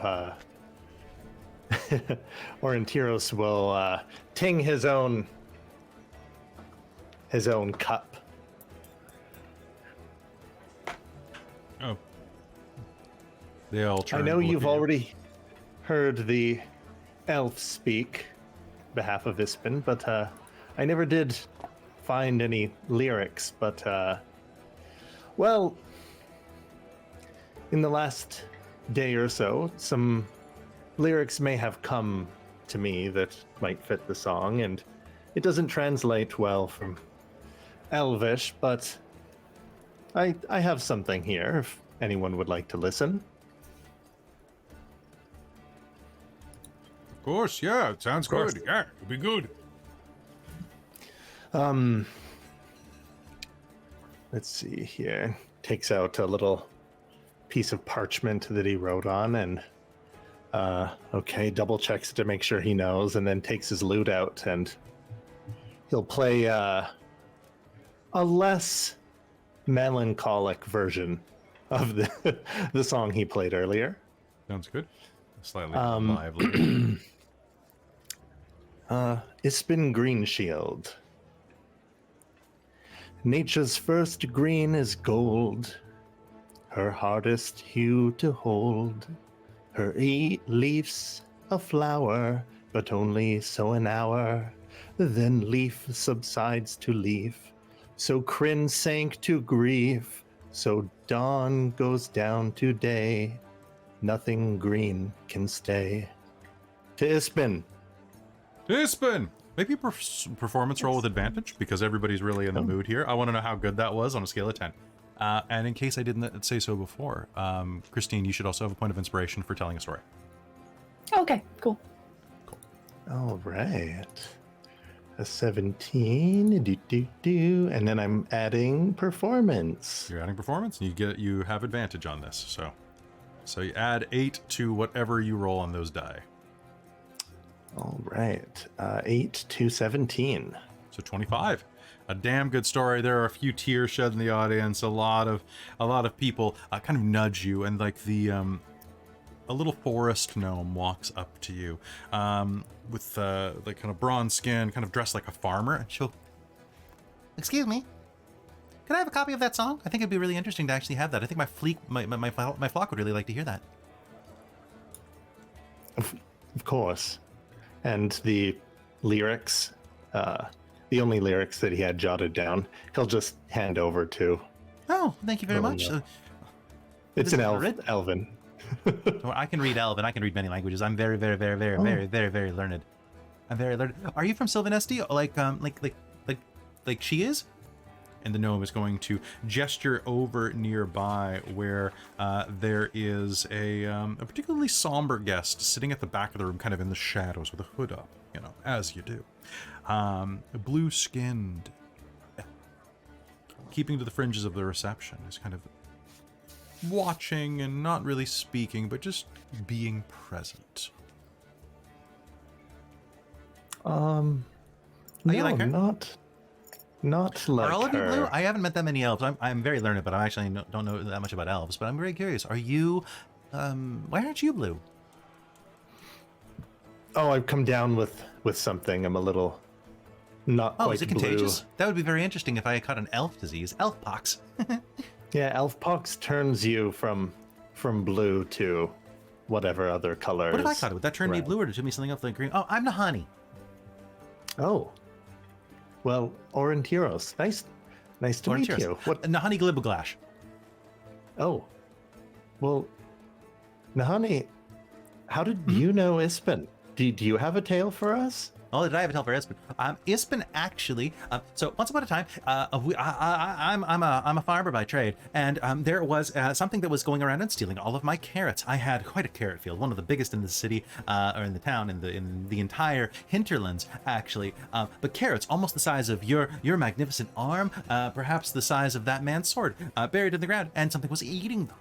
And so Ispen determined that it was in fact a dire rabbit. Now, this dire rabbit was wandering. You know, here, rabbit, I've got to hear this one. And Leon Fairlight will come over. I've heard of this dire rabbit. Go on. Well, so as it turned out, we thought it was a dire rabbit, but actually, as Ispen went and looked around, it turned out it may have been a were rabbit. The curse Person who of- was It was the curse of the were-rabbit. Yes, and Ispen was able to break this curse using the silver light from his shield that he caught with the white moon solinari and reflected into the beast's eyes, turning it once more into a fluffy, wuffy little puddin' pop. And my carrots were saved. And that's how I got my rabbit puddin'. Huh. Your rabbit puddin' was a were-rabbit. rare rabbit. Hmm? Now No, they're a just a dire normal were-rabbit. rabbit. It's a very reasonable rabbit. What did they look like before? Very wascally. Oh. Well, how wascally are they now? Not terribly. Good. Kind of getting a little long in Ispen the would be tooth. happy. That was a lovely song, though. I think this is going to be great. I think that she'll really like it. Did you say she? Are you looking to potentially breed rabbits? I wouldn't mind. Monkey is this big, brawny, kind of buzzhead guy. It has like a rabbit on his shoulder that's perched there somehow and is just kind of holding steady. That's why it's called Monkey. Monkey wouldn't mind getting in on that. Excuse me? My rabbit is a lady. I know, a lady rabbit. That's what I'm trying to set up. I want little rabbits, he says, thinking through that he can't remember what the name of tiny rabbits is. Rabbitlings. Yeah, I want some of those. No, rabbits are the adults and bunnies are the young ones. I thought it was Bunnies something else. become rabbits. I thought it was something else if you had a bunch of them. Oh, a bunch of them. Holy crap, you're an elf. Yes.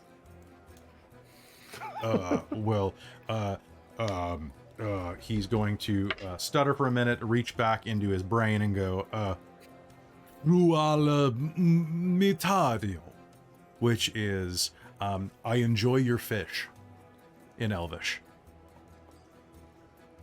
Ah. Taking up Elven this far north?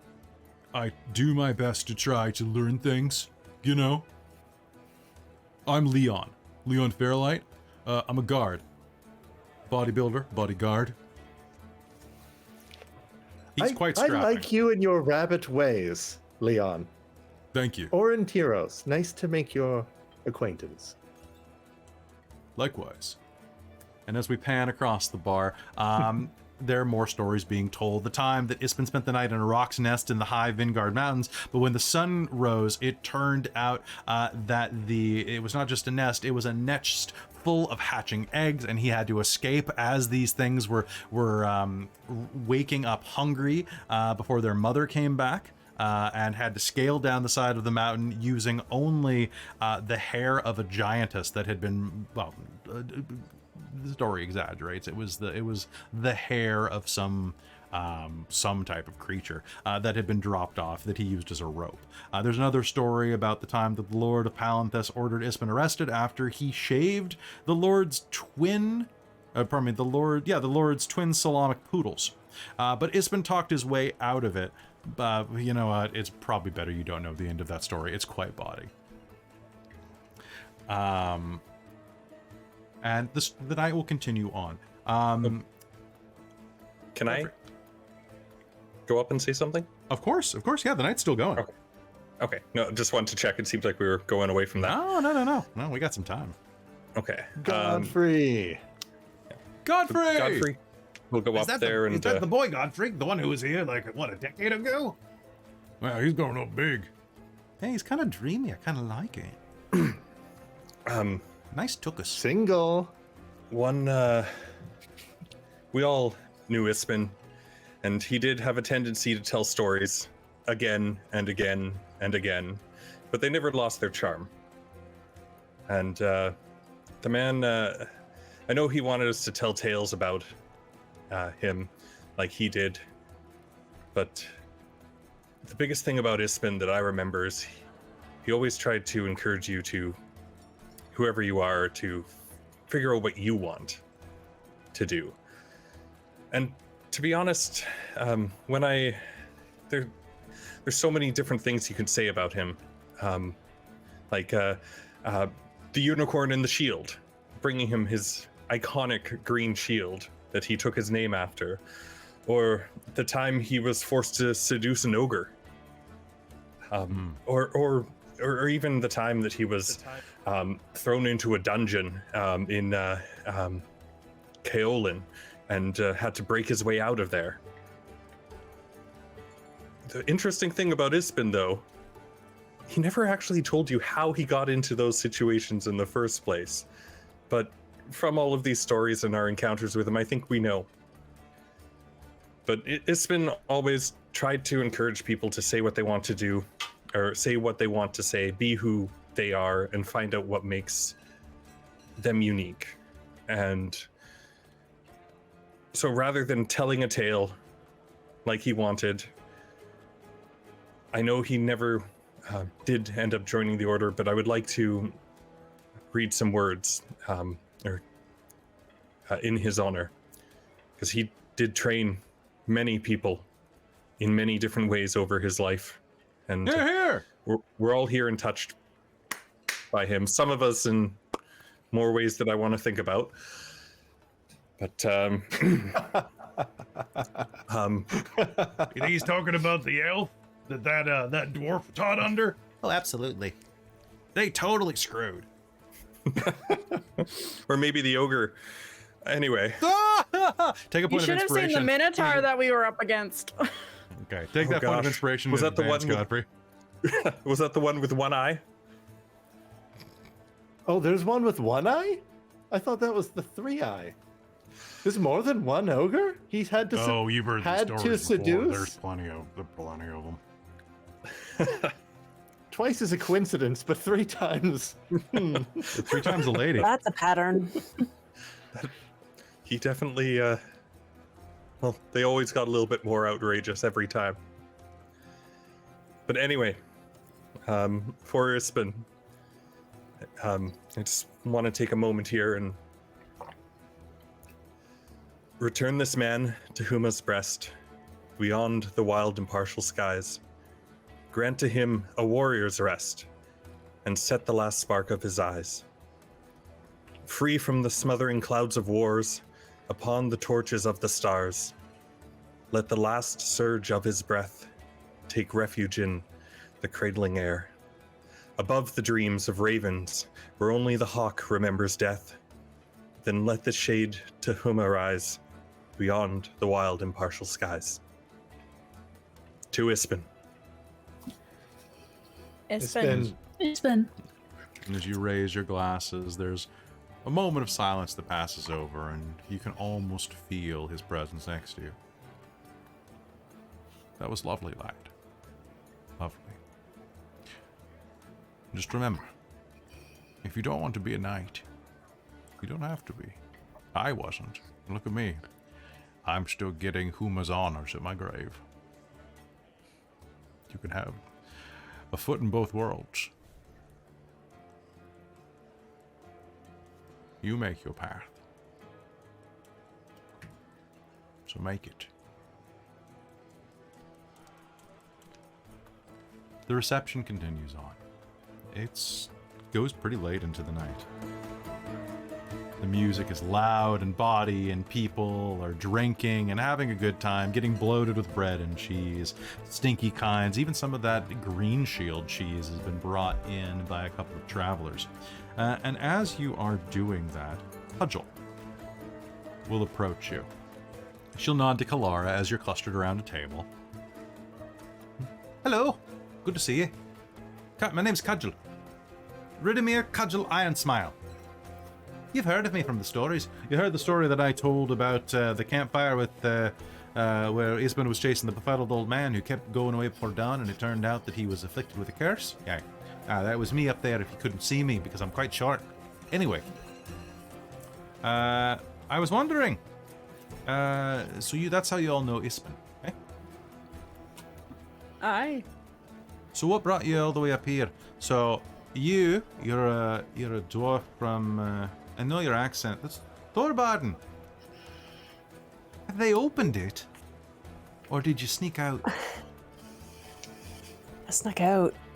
Ah, tits, yeah. Good job. I I needed to see the sky, and then it claimed me, I suppose.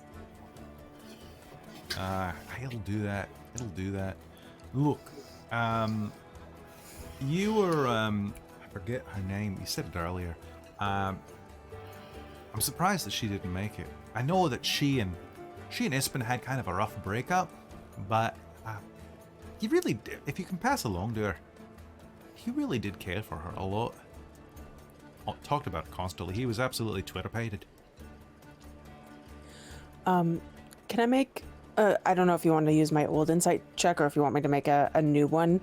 I want to see if I know or can figure out why she didn't come. Like, is it because it was going to be too hard for her, or is it because she did have legitimate business, but she probably could have gotten out of it or made you do some of it.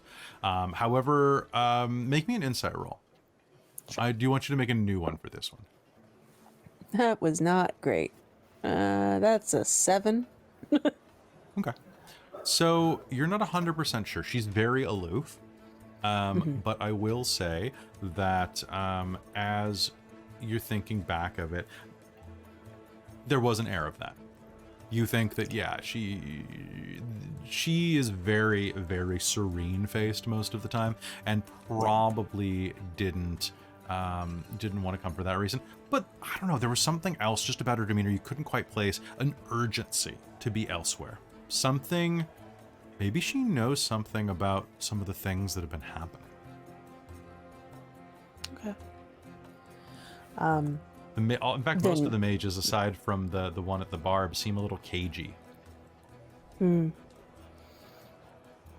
Anyway, Okay, so then in response to the comment about Ispen, I'll just say she was very fond of him as well. And you, let's see, I've heard stories about the Kender and about the elf. You stole a lot of things from him, or borrowed, as you were. Things just find their way into my pockets. I don't know how they get there. Like, when did this get in here? And she's gonna like touch the stick that she did not notice was in her head the entire day. things just find me. I don't know how it happens. Yeah, funny that. What about you? So, Aurontiros. You're from Quailnesty. Qualinesti? Are you know? Yeah. Well, I hope you're looking for a bit of trouble tomorrow. A bit of fun. I've brought my entire regiment down. We're going to go and be at the Battle of Highvalor.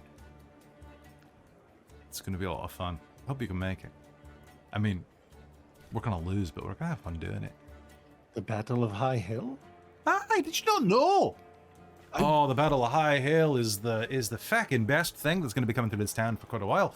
During the Kingfisher Festival, every year there is a tremendous battle, like a mock battle that's held over by the tower there, over by Beckland's place.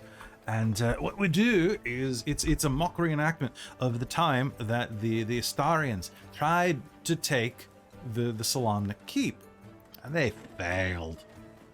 Well, usually it's a pretty paltry affair, just a couple of the town militia poking each other with blunted sticks and things like that. But this time, I've got my entire regiment with me, so we're gonna go play the Astarians. Yeah. And better out than in, I always say. The Astarians, we're gonna be those guys, and we're gonna charge up. We're gonna have a mock battle, and then we're gonna run the feck away. It's gonna be a lot of fun. You should be there. Honestly, Solamnic could use some heroes. I'm looking around at some of these people, and mostly farmers, fishermen, things like that. Aside from, Hunky McRabbit over there, and Kelara's brother. He definitely talked that he was related to you. Besides those two, they don't really got much going for them. Anyway, What do you say? Why don't we help out? It'll be fun. I always wanted to do this when I was a kid. Yeah, that sounds good. Kelara, you in? oh, well, Sure. think about it, and let me know in the morning. Or I guess let Declan know. She's the one organizing the thing. I need to go back and make sure that all of my troops are gonna be bright-eyed and bushy-tailed in the morning. One more. To Ispin. Tispin. To Espen. Is and Spin. To a good battle tomorrow. I can't wait to lose to you. you're waking up at the crack of noon. Oh, the I crack take of it. dawn. It's going to be an early day. We'll sleep in the next one. You know, I we sleep when plan- battle's done. Exactly. I plan to get absolutely knackered. If you have the opportunity, the hinterlands. He switches to Dwarven to talk to you, Hazeal. So, if you're up here, you need to try this thing called aquavit. Alright, it's a really strong liquor that they make up here. It's very, very potent, very sweet. But for us, it's kind of like, like a weak cider.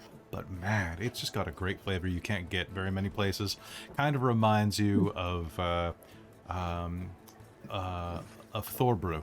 Thorbrew being kind of like a grain spirit that's, well, not really a grain spirit, like a fungal spirit that's made in the Fungal spirit, yeah. Yeah.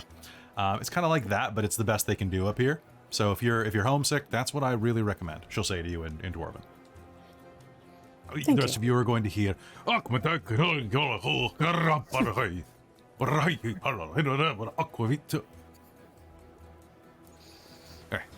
think at some point, Riz will switch to quickly to Kender speak to Aurontiros because she knows she's been teaching him, and she's gonna be like, "So I kind of want to get up to a little bit of mischief tonight and find that prick, and maybe play a small prank on him. A fun little prank. You in?" You want to get up to mist Wait, tonight, out of all nights, wait, what was that word? A prank? Yeah, a prank. You know, To a who? practical joke. To To who? that Lord Prickson. Oh, yeah. Oh, actually, Ispin would probably think that that's fantastic. Exactly. We'll be doing it in his honor. All right. Do you need me to make a distraction, or are we sneaking somewhere, or... Well, we could see if the others want to do it. They seemed quite upset with him too, so maybe we could ask Hazeal and Godfrey and Kelara if they don't want to get into some mischief, you know. Could have used some lookouts. Yes, I wonder if Kalara's desire and hatred for this man, for Barkus? What a ridiculous name. Barkaris, actually. I messed up, but it... We're calling him Barkus right now because all he does Barky. is bark from Barky. his Barky. Turkey boy. But she also has to live with him. Well, that's true. That's So true. there's So she's not nattering guilty away in by Kender, which is like, what do he do? It's like leprechaun speak, like in a bad movie. Oh, what are you talking about? They're running a pranking. I'm allowed to make a joke like that. I'm Kelly Clark. Like, if anyone can make an Irish joke, it's me. I was gonna say, Callie, if you're talking like that the whole way, I can't even understand you, even if it's in English. Just they sound like the perfect. travelers from Snatch. It's just Brad Pitt. That movie's Go fun. on. Let us go and ask Hazeal first, and then go from there.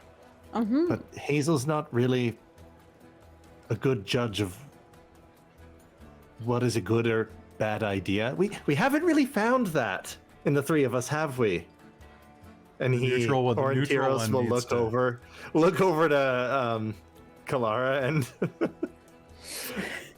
and as you're looking over at Kelara, Cudgel is going to say goodbye.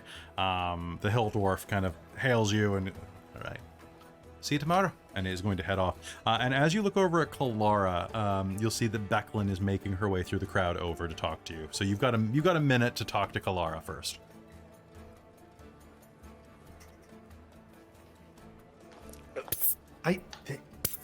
The Kinder has an idea. What?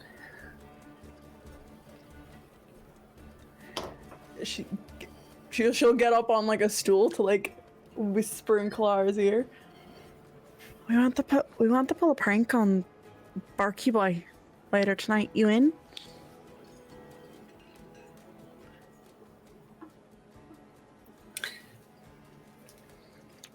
What sort of prank? Something that won't get us locked away, but you know, maybe find some manure or something and put it on his bed or shoes or something. He talked about those brown shoes. I'd like to fill his brown shoes. I know they're whispering, but can I hear any of that? Gonna get his servants in trouble. Make what's your perception roll?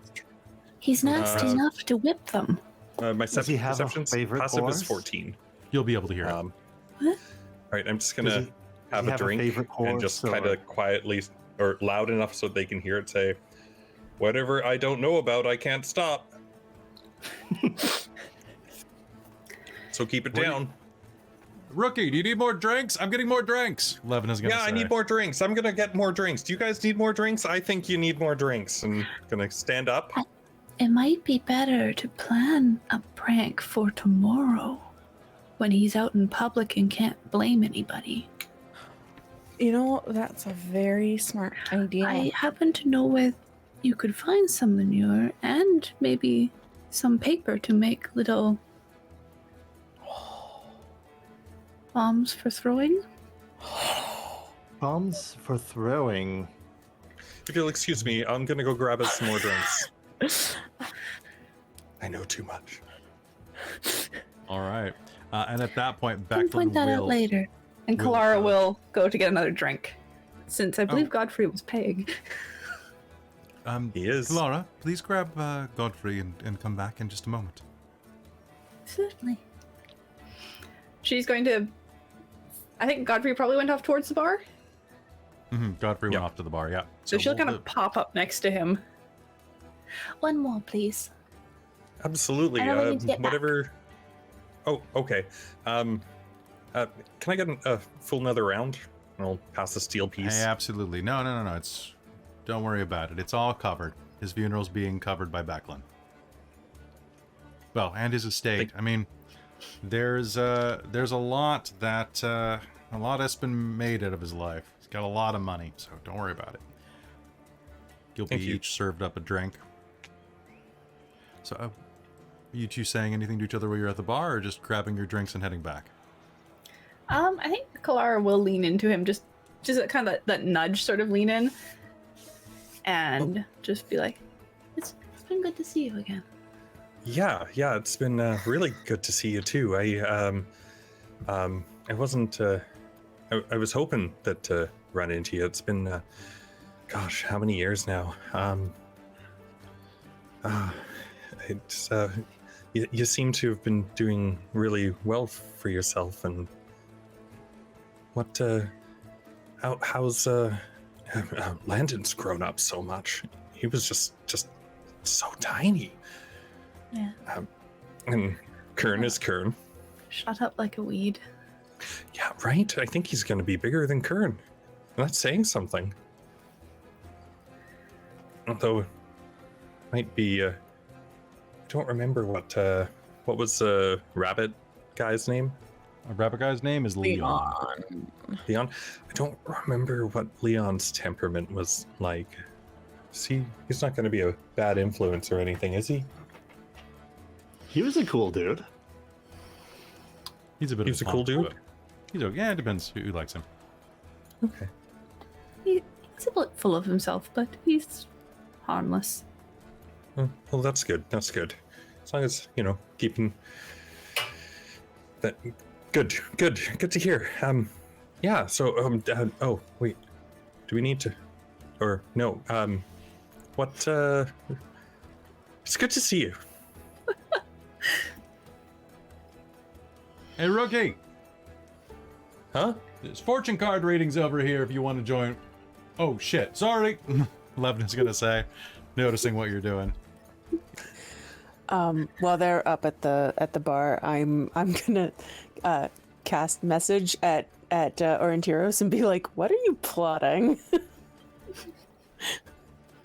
So you can respond You get a back short silently in up to 25 words. Yep. Well, we're planning to poo Barky Boy tomorrow during the festival.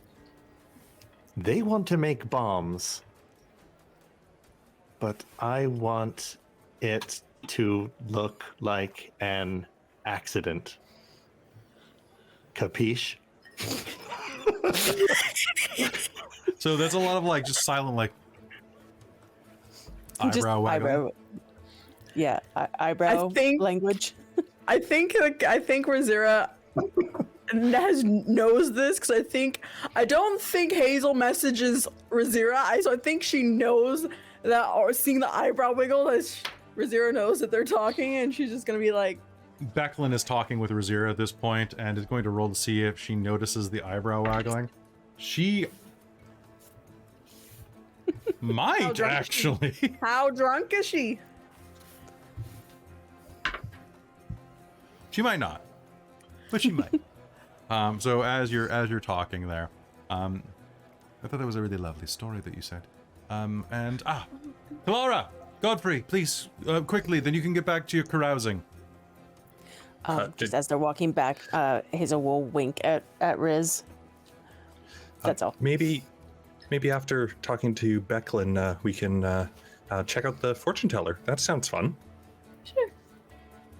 And I'll grab 4 drinks and bring one for everyone, and or 5 drinks, or try and hold them all together and carry Kalara's for her if she'll let me, and try and bring them all over. Clara will keep her drink. I want you to make me a sleight of hand roll. She's already drinking it. Oh, she's already drinking it? 4? 4's not too bad. Make me a sleight of hand roll because you're nervous. Oh, that is true. So that's 11 plus nothing. You'll be fine. 11's enough to carry. You'll spill a bit on the tray that you borrowed, but beyond, or you'll spill a bit on the floor. You'll make it back, and Becklin will just say, "I'm not going to take too much of your time. I know that you have a lot to do, but I wanted to thank you for coming. I wanted to thank you for your work with the Solemnic Knights earlier, and I wanted to say that, well, Ispen left something for you, for all of you. Come by the keep tomorrow morning, first thing, and I'll give it to you before the celebration takes place."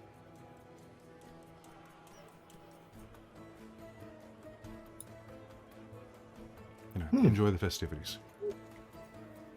We will. Wonderful Thank you very stories. much. You too. Dame and Kender will bow.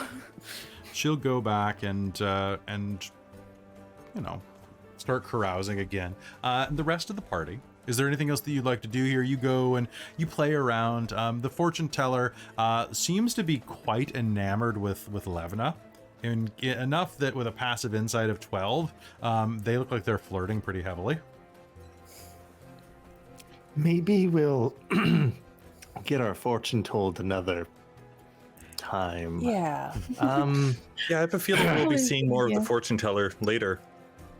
What about the blue elf? Oh, there's You could another still elf. talk to her, yeah. Can somebody else Well, anybody else know anything? I can go up. I'm just very friendly and want to talk to people, so I can just go up and talk to the elf if you want. Yeah. Do you head up and approach Liardra? Yes. Lidara, pardon me. Do we want to keep an eye on Riz? Oh, they're fine. I think it's good. I'm sure they'll manage. Most Kenders do. But at the very don't least, know they're very how. hard to hit. That Mm-hmm. Very. that's true. They're also very good at finding things on the ground. I check my pockets.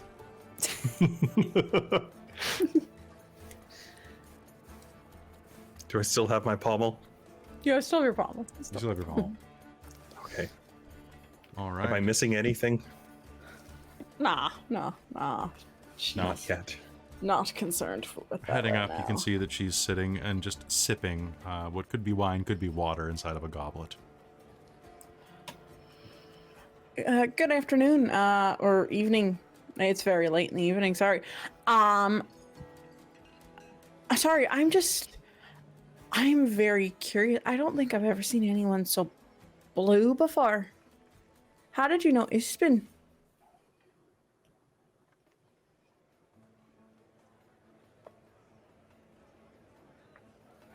It was a long time ago.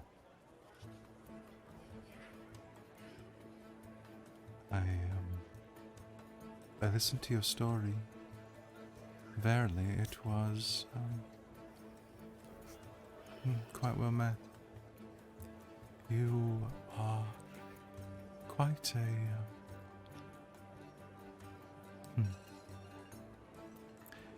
elegant embellishionist. Common is such a strange tongue. Embellishizer. Hello, Oh, I cousin. was supposed to be pretending I wasn't listening. Hello, cousin. She says to you in Elvish. Cousin. Can I get both of you just to make me a quick insight check? Or, I'll say perception, actually. Perception is probably what I want out of this. Can we use 21. passive perception or are we actively? This is active perception, if you want to. 21. First. Actually, you can default to your passive in this instance, actually. My passive is 20. And you got 21. So both of you are Yeah. going to see that even in her Elven, now Elven doesn't evolve like most languages. It's too slow. But her Common is a little stilted, even more so than I can portray. because this is actually one of my weaknesses as a role player. But she is definitely speaking older common. Like it's clunkier. Like she learned it 100 years ago, or yeah, quite a while ago. Definitely, like she's doing Thor speak. Like, hark, thine evening is.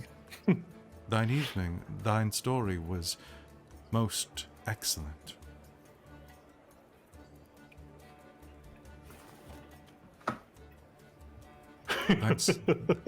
And sympathies. I feel them akin in my own breast.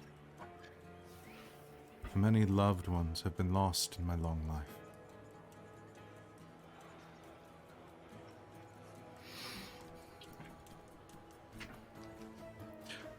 You notice that she had not said anything or done anything for the party and just kind of been sitting here and brooding. So she hasn't contributed yet if anybody wants to try to push that of her, or you could try to get something else out of her. What do you think? Is she still speaking in common, or is she speaking in Elvish She's speaking to him? in common. When I'm speaking super highfalutin, then that is... Okay. Okay. It was just when she referred to cousin. Okay. Aurontiros. Yeah, I didn't know if How fair to ask. How did you know Ispen, if we might ask? I don't believe I heard you speak.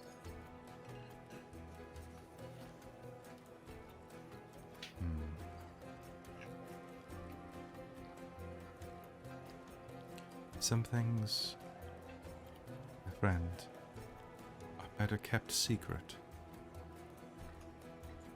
You can make me a persuasion roll if you'd like. Consider this. Come on. How quaint, human. I'm going to use my inspiration. Yeah, you'll have advantage on the roll. Oh my god, yes. It's beautiful. Please. Please. Well, perhaps that was not meant to be. So you roll 2d20. Persuasion plus 6. 11. Well, 11 plus 6 is still 17. pretty good. Damn. And you have your determination, so like if you want to I bring got up to that 19, back. you can. Yeah, someone bought it for you again. Yeah, for being All right, awesome. let's crank that up. Yeah. Okay. And she... Actually, I think it was for saving the frog. Yeah, it was for saving the frog. You got it. Yeah. And she will pause for a moment. What at the very least I can let you know is that I feel the same pain at his passing that you do. But you're right. Thou art speaking truly from thine heart. And for me to attend such a festivity without proper and adequate recompense is a crime. Allow me to give a gift to the dead. And she will lean back and push her hood back, revealing that she is quite blue-skinned, quite stunningly pretty, and will perform a song that stops all conversation in the room. She raises this high soprano voice, this lilting sound that sounds like a waterfall finding its way into the ocean. It sounds like birds flying across a clear blue sky. It sounds like the skip between heartbeats, and sounds like the distance between a teardrop and the ground. A heartbreakingly beautiful Sylvanesti song sang in Elvish. So much so that I would like everyone here to make me a charisma save. This is not a magical effect. This is just to see whether or not this is going to push you over the edge. Oh, You may take advantage if you think that you have drank enough to take advantage on the I'm not going to cry from this. Wouldn't that be disadvantage because you're more likely Yeah. to cry? Pardon me, you may take disadvantage. You may take disadvantage if you delete something. I think Riz is gonna choose to fail. Actually, I'm just gonna choose to fail. Riz will start crying. Okay. With the I'm not going to cry disadvantage. 8. 8. 9. Okay, so With a everyone will. disadvantage. Her song 18. Is 18, so you may choose not to. Everyone is going to have like tears welling in their eyes, even Hazeal. 23 for me. So Hazeal, you're like, With my determination, because I added that.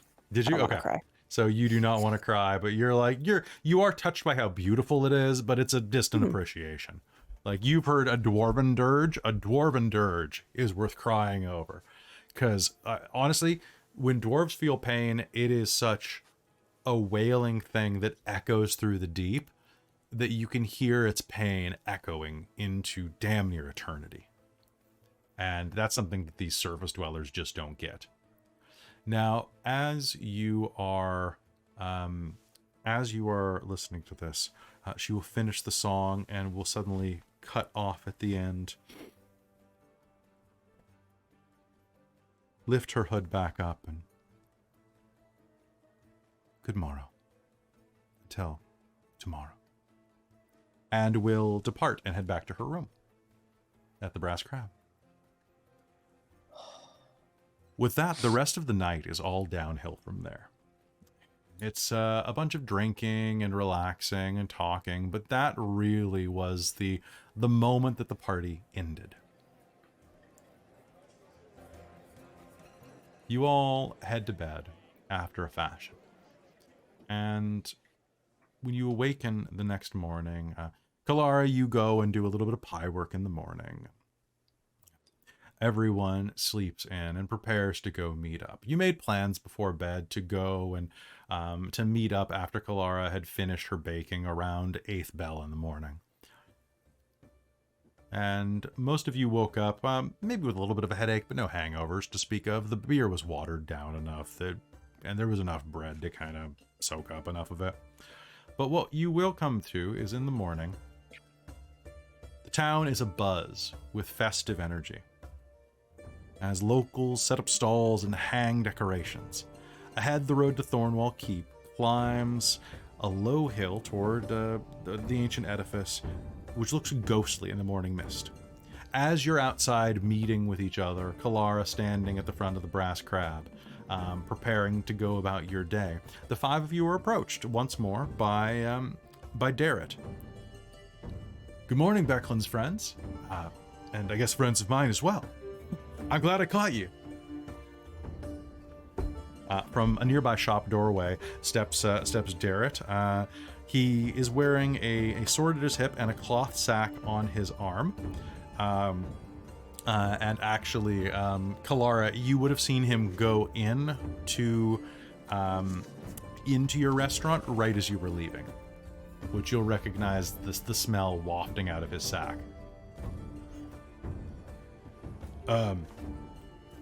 So, if you don't remember me, I'm Darrett. I'm Becklin's student. I hope you haven't had breakfast already.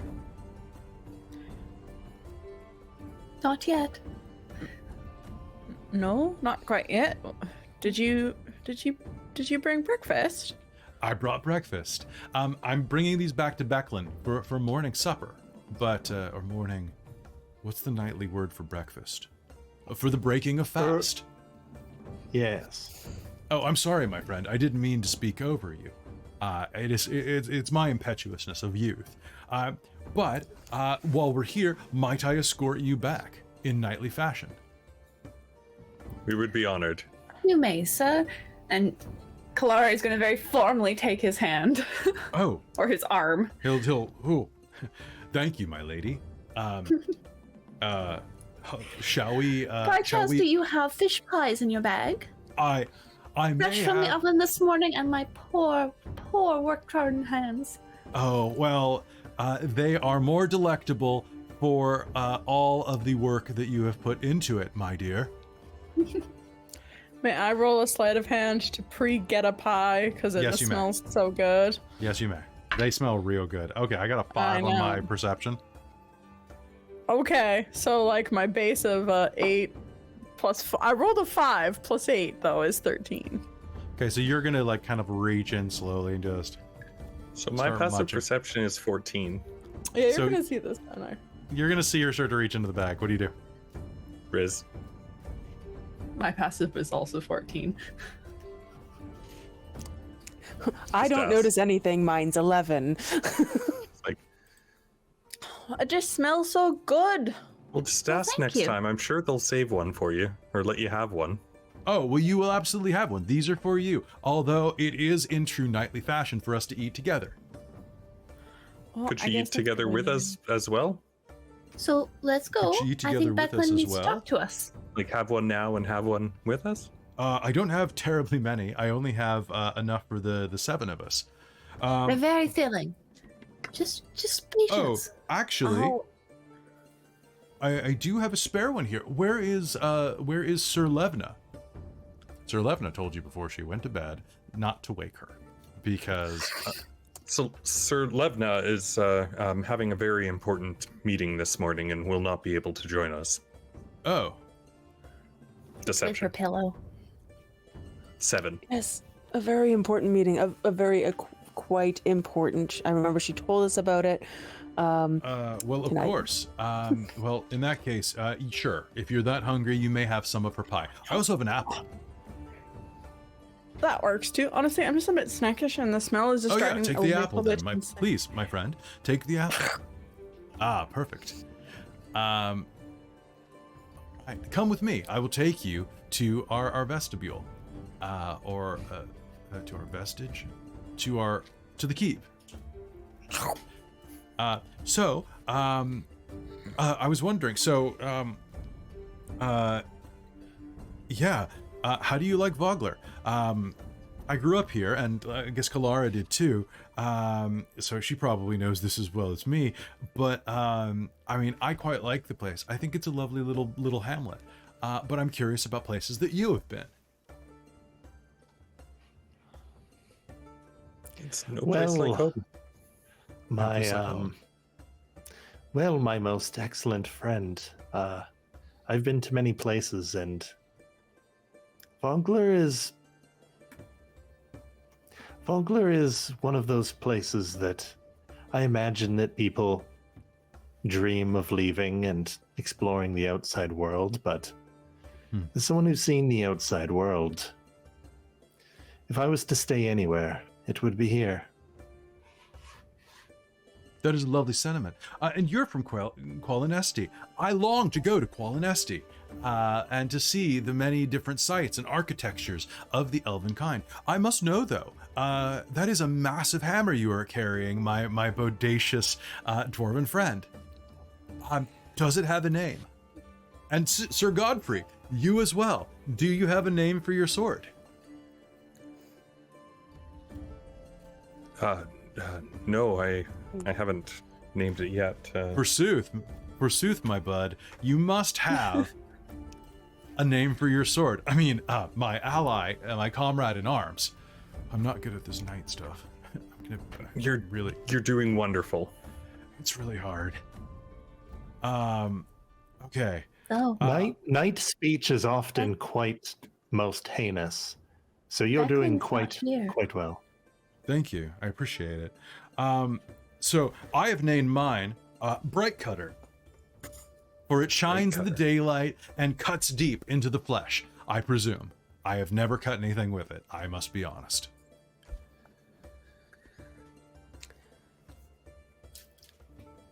Dear Hazeal, have you named your hammer? No, I haven't. But you're from Thorbarton. Is it not a custom inside of Thorbarton to do so? To be fair, there is not much lore on Thorbarton available in the Keep's library. It is the custom. Might I suggest one? There is a story of a jolly raider who attacks in the night and leaves gifts behind and wields a great weapon, a maul, a furious maul known as Skull Crusher. Is that the one that he visits you with Skull Crusher if you're if you're naughty. Yes, if you're on his But list. if you're nice, if you're on the nice list, what do you get? If you get a gift of some kind, presumably cheese or another victual. Although if you are naughty, he leaves you cold On the floor. and dead. Yes, yeah, it's pretty rough. So I know he won't necessarily get this, but I am rolling a 16 on a deception check with what I just was saying. So if anyone in the party who wants to do insight. Passive insight will apply as well if you want. That's pretty good. I rolled a Passive insight natural is 20. 16. Okay, so natural 20 means that you're gonna know that hammer might actually have a name. I think Riz you is say it gonna was give 16? Hazel Because I got 16. a look. She just shakes her head like, no. And then Skull Crusher. That is a beautiful name. It's probably better What in is Dwarven. What is Skull Crusher in Dwarven? And Hazel will say what's Skullcrusher and Dwarven. That's Orcish. Pardon me. It's Skull Crusher or There we Skull Clamor. There we go. Yeah. That sounds pretty good. Skull Clamor. Hymen Cracker.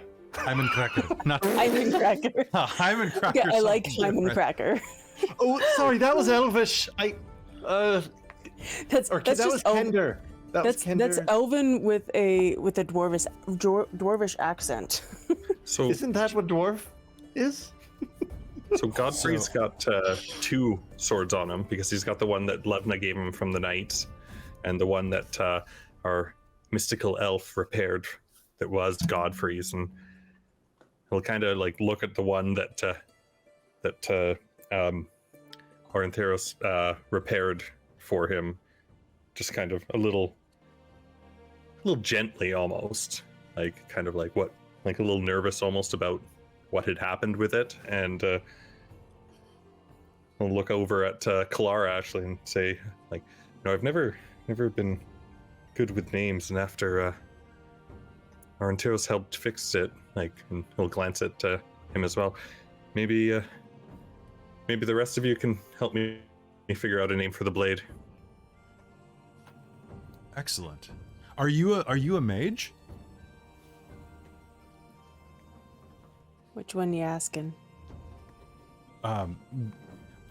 Pardons, my lady. I assumed that given your voluminous red robes that you were at least an adeptus in training. If I'm not mistaken, to be wearing those robes, you would have to have traveled to the Wayland Forest and taken at least a preliminary test in order to gain your robes and swear yourself to Nuatari. You know a lot. I have very little to do but read. My room is adjacent to the library, and I don't sleep much, so I read a lot. And I'm very interested in everything because it's a big world. Aye. It is. Oh, Yes, I'm all of it. I'm a mage. I'm an initiate of high sorcery. nice. Yeah, I mean, excellent. I mean, Excelsior. I should learn how to play the lute. That was funny what you did. It was like you were playing a lute, but you were just doing an air lute. That was cool. Yeah, like Yeah, air lute solo. That's nice.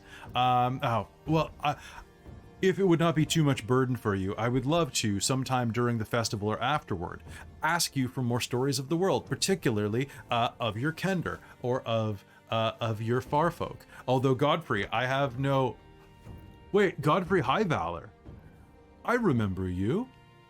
Holy God! Oh, crap on a cracker, man. Yeah, exciting. Egads. Egads and zounds. You are. It's been a while. Bro, you got tall. Yeah. You're like taller than me by like 2 inches, maybe 3, maybe 4 with the hair. Hold on. He's gonna reach up and kind of push your hair down. Oh yeah, like only 2 inches. That hair is definitely volumizing your maximum output. You know what Ispin used to say about trying to distract people? I think the handsome face will probably help with that. You're quite a stud muffin. See, Kelara agrees. That's some sort of northerner type of baked good. Absolutely. Is that a good thing? Take a look at him and decide for yourself. And with that, I appear to have brought you to Thornwall Keep. And truth be told, it was a very pleasant walk. You've made your way to Thornwall Keep, and as you look up, you can see once again it looms in front of you. The veins of bronze-colored ivy clinging to its walls of the ancient 3-story tower. It's got crumbling ruins and other fallen structures around it, and amid them, you'll see now that you're paying more attention, there are several shallow square pits and covered excavation sites, it's pleasant enough. It's nice. Darrett brings you up and will say, "Please let us head inside and break our fasts and meet with the door will open and Becklin will be standing there, this time dressed much differently. She is no longer in her armor, but is now just in a simple shirt and breeches. Well, I can see why that took a while. You asked a few too many questions, didn't you, my squire? I was very curious. I'm just curious about the great wide world. Now, I'm curious at what time we're going to be getting our hand pies. So, head inside. Come. We'll be meeting at the library. Come. She turns, and a moment later, you find yourselves walking through the library. As you enter, Darrett will hand out the pies for breakfast. As Becklin walks you through, feel free to eat as we walk, not a problem at all. And Becklin walks you through, giving you a brief little tour of it, kind of talking about all of the things about Thornwall she loves. Did you know that Vogler was an island before the Cataclysm? Well, let me tell you about it. Originally, and she goes on and on and on, talking about, I love history. It's one of the things, since my stationing here a decade ago, God, has it already been a decade? I have begun a number of excavations around the site, trying to look for ancient relics from the Cataclysm. It's been quite enjoyable. Aside from some old rusted gold coins, I haven't found much. Mostly, to be honest, copper is what I found. But still, it's something. Are the pies good? Delicious. Oh, Amazing. Well, as you're standing in the library, it's quite lovely. It's full of books from not stem to stern, but completely just overwhelmed with books, despite the small size of the room. It's definitely a lot of it's an eclectic mix. While it is a small library, it's large enough for all of you to comfortably sit around in, either on the floor or in the 4 chairs that are present around a reading table. There also are a collection of local relics, over 40 pieces of rusted tools and armor. And a lot of them have been lovingly restored, and some of these are like an old Salamic helmet, old Salamic like one shoulder pauldron, things like that, like nothing more than a full gauntlet. None of it matching sets. And as you finish breakfast, she will excuse herself for a moment. I have to be honest, I have no idea what this is about, but I'm very excited to be here with you, my friends. I'm just hoping that this isn't a gift from my mentor that I wouldn't necessarily want. Oh, you love your mentor. I do, but I don't want to carry some token reminiscent of a relationship she had, you know? Yeah, that's kind of weird.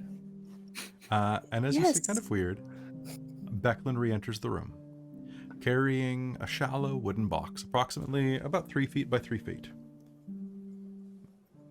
Ispen left this for you. For all of you. She lays it gently on the table. But it comes with a condition. Since he won't be attending the Kingfisher Festival this year, he wanted you all to participate for him. Specifically, he hoped you'd take his place during the reenactment of the Battle of Highvalor. Every year he looked forward to participating and dying in an even more ludicrous way than the year before. I hope that you will take him up on this. He had great sentiment for each of you, and for your master. And he wanted nothing more for you to carry on this legacy. She smiles at the memory, opens the box, revealing within it a round green shield. Oh.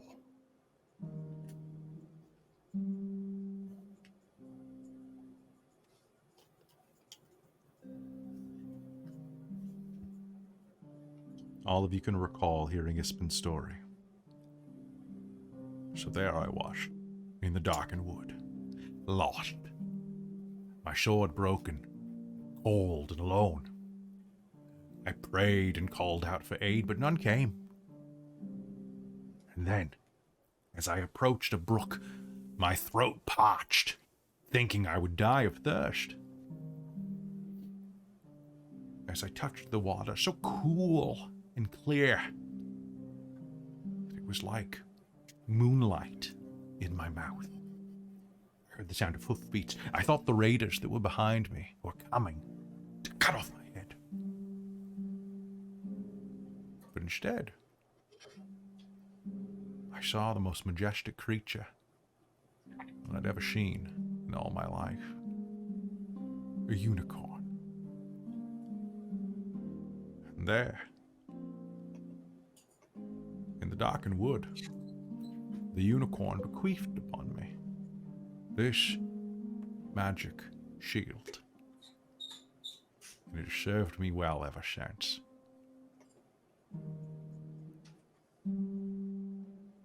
And as you sit around the shield, you can almost hear Ispen whisper, "As it shall serve you in the troubles ahead."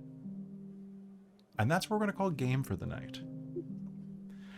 So, It's shield. so shield.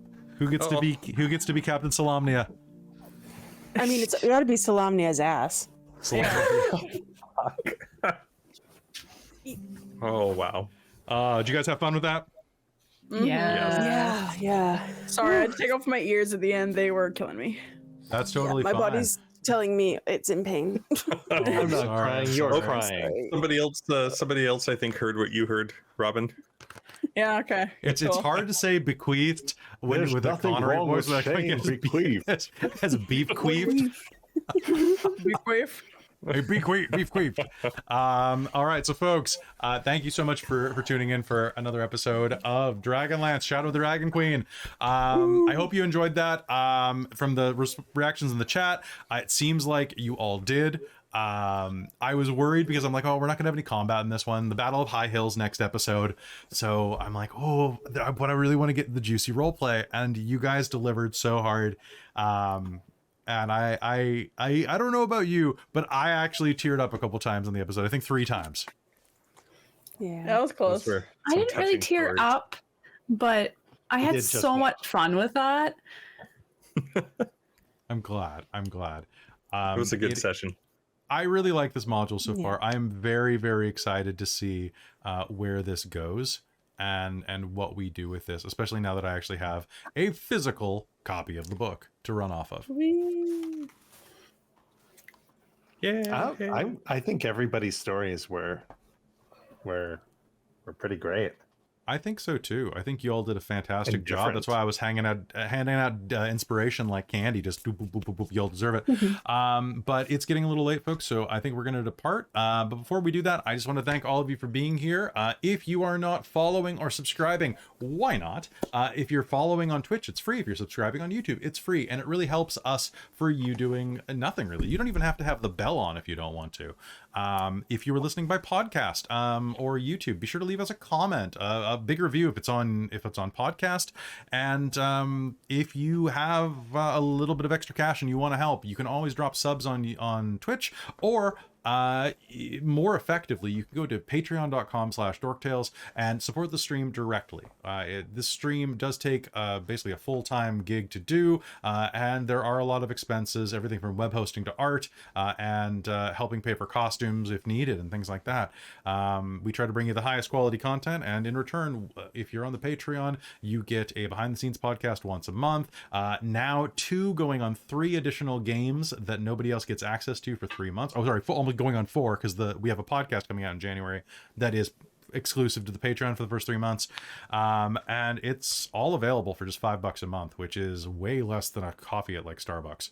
But also, if you're particularly generous, you get to hear your name at the end of every episode, just like Shulton, the world builder, our royal producer, DM Michael Gray, and Jan Clark, who's my mom, the divine producers, the demonic producers, Soul Omen and Precarious, as well as Tammy, the wizard of the Patreon, who I haven't figured out what color robe she is, but Tammy, if you want to let me know, I will include that on the Dragonlance episodes when I remember.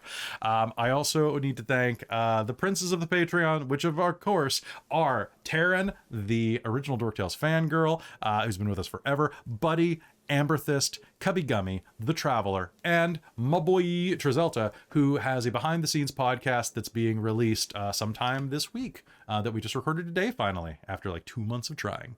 And with that, we love you so much. Thank you for being here. Dragonlance is awesome, and so are you. We'll see you next time.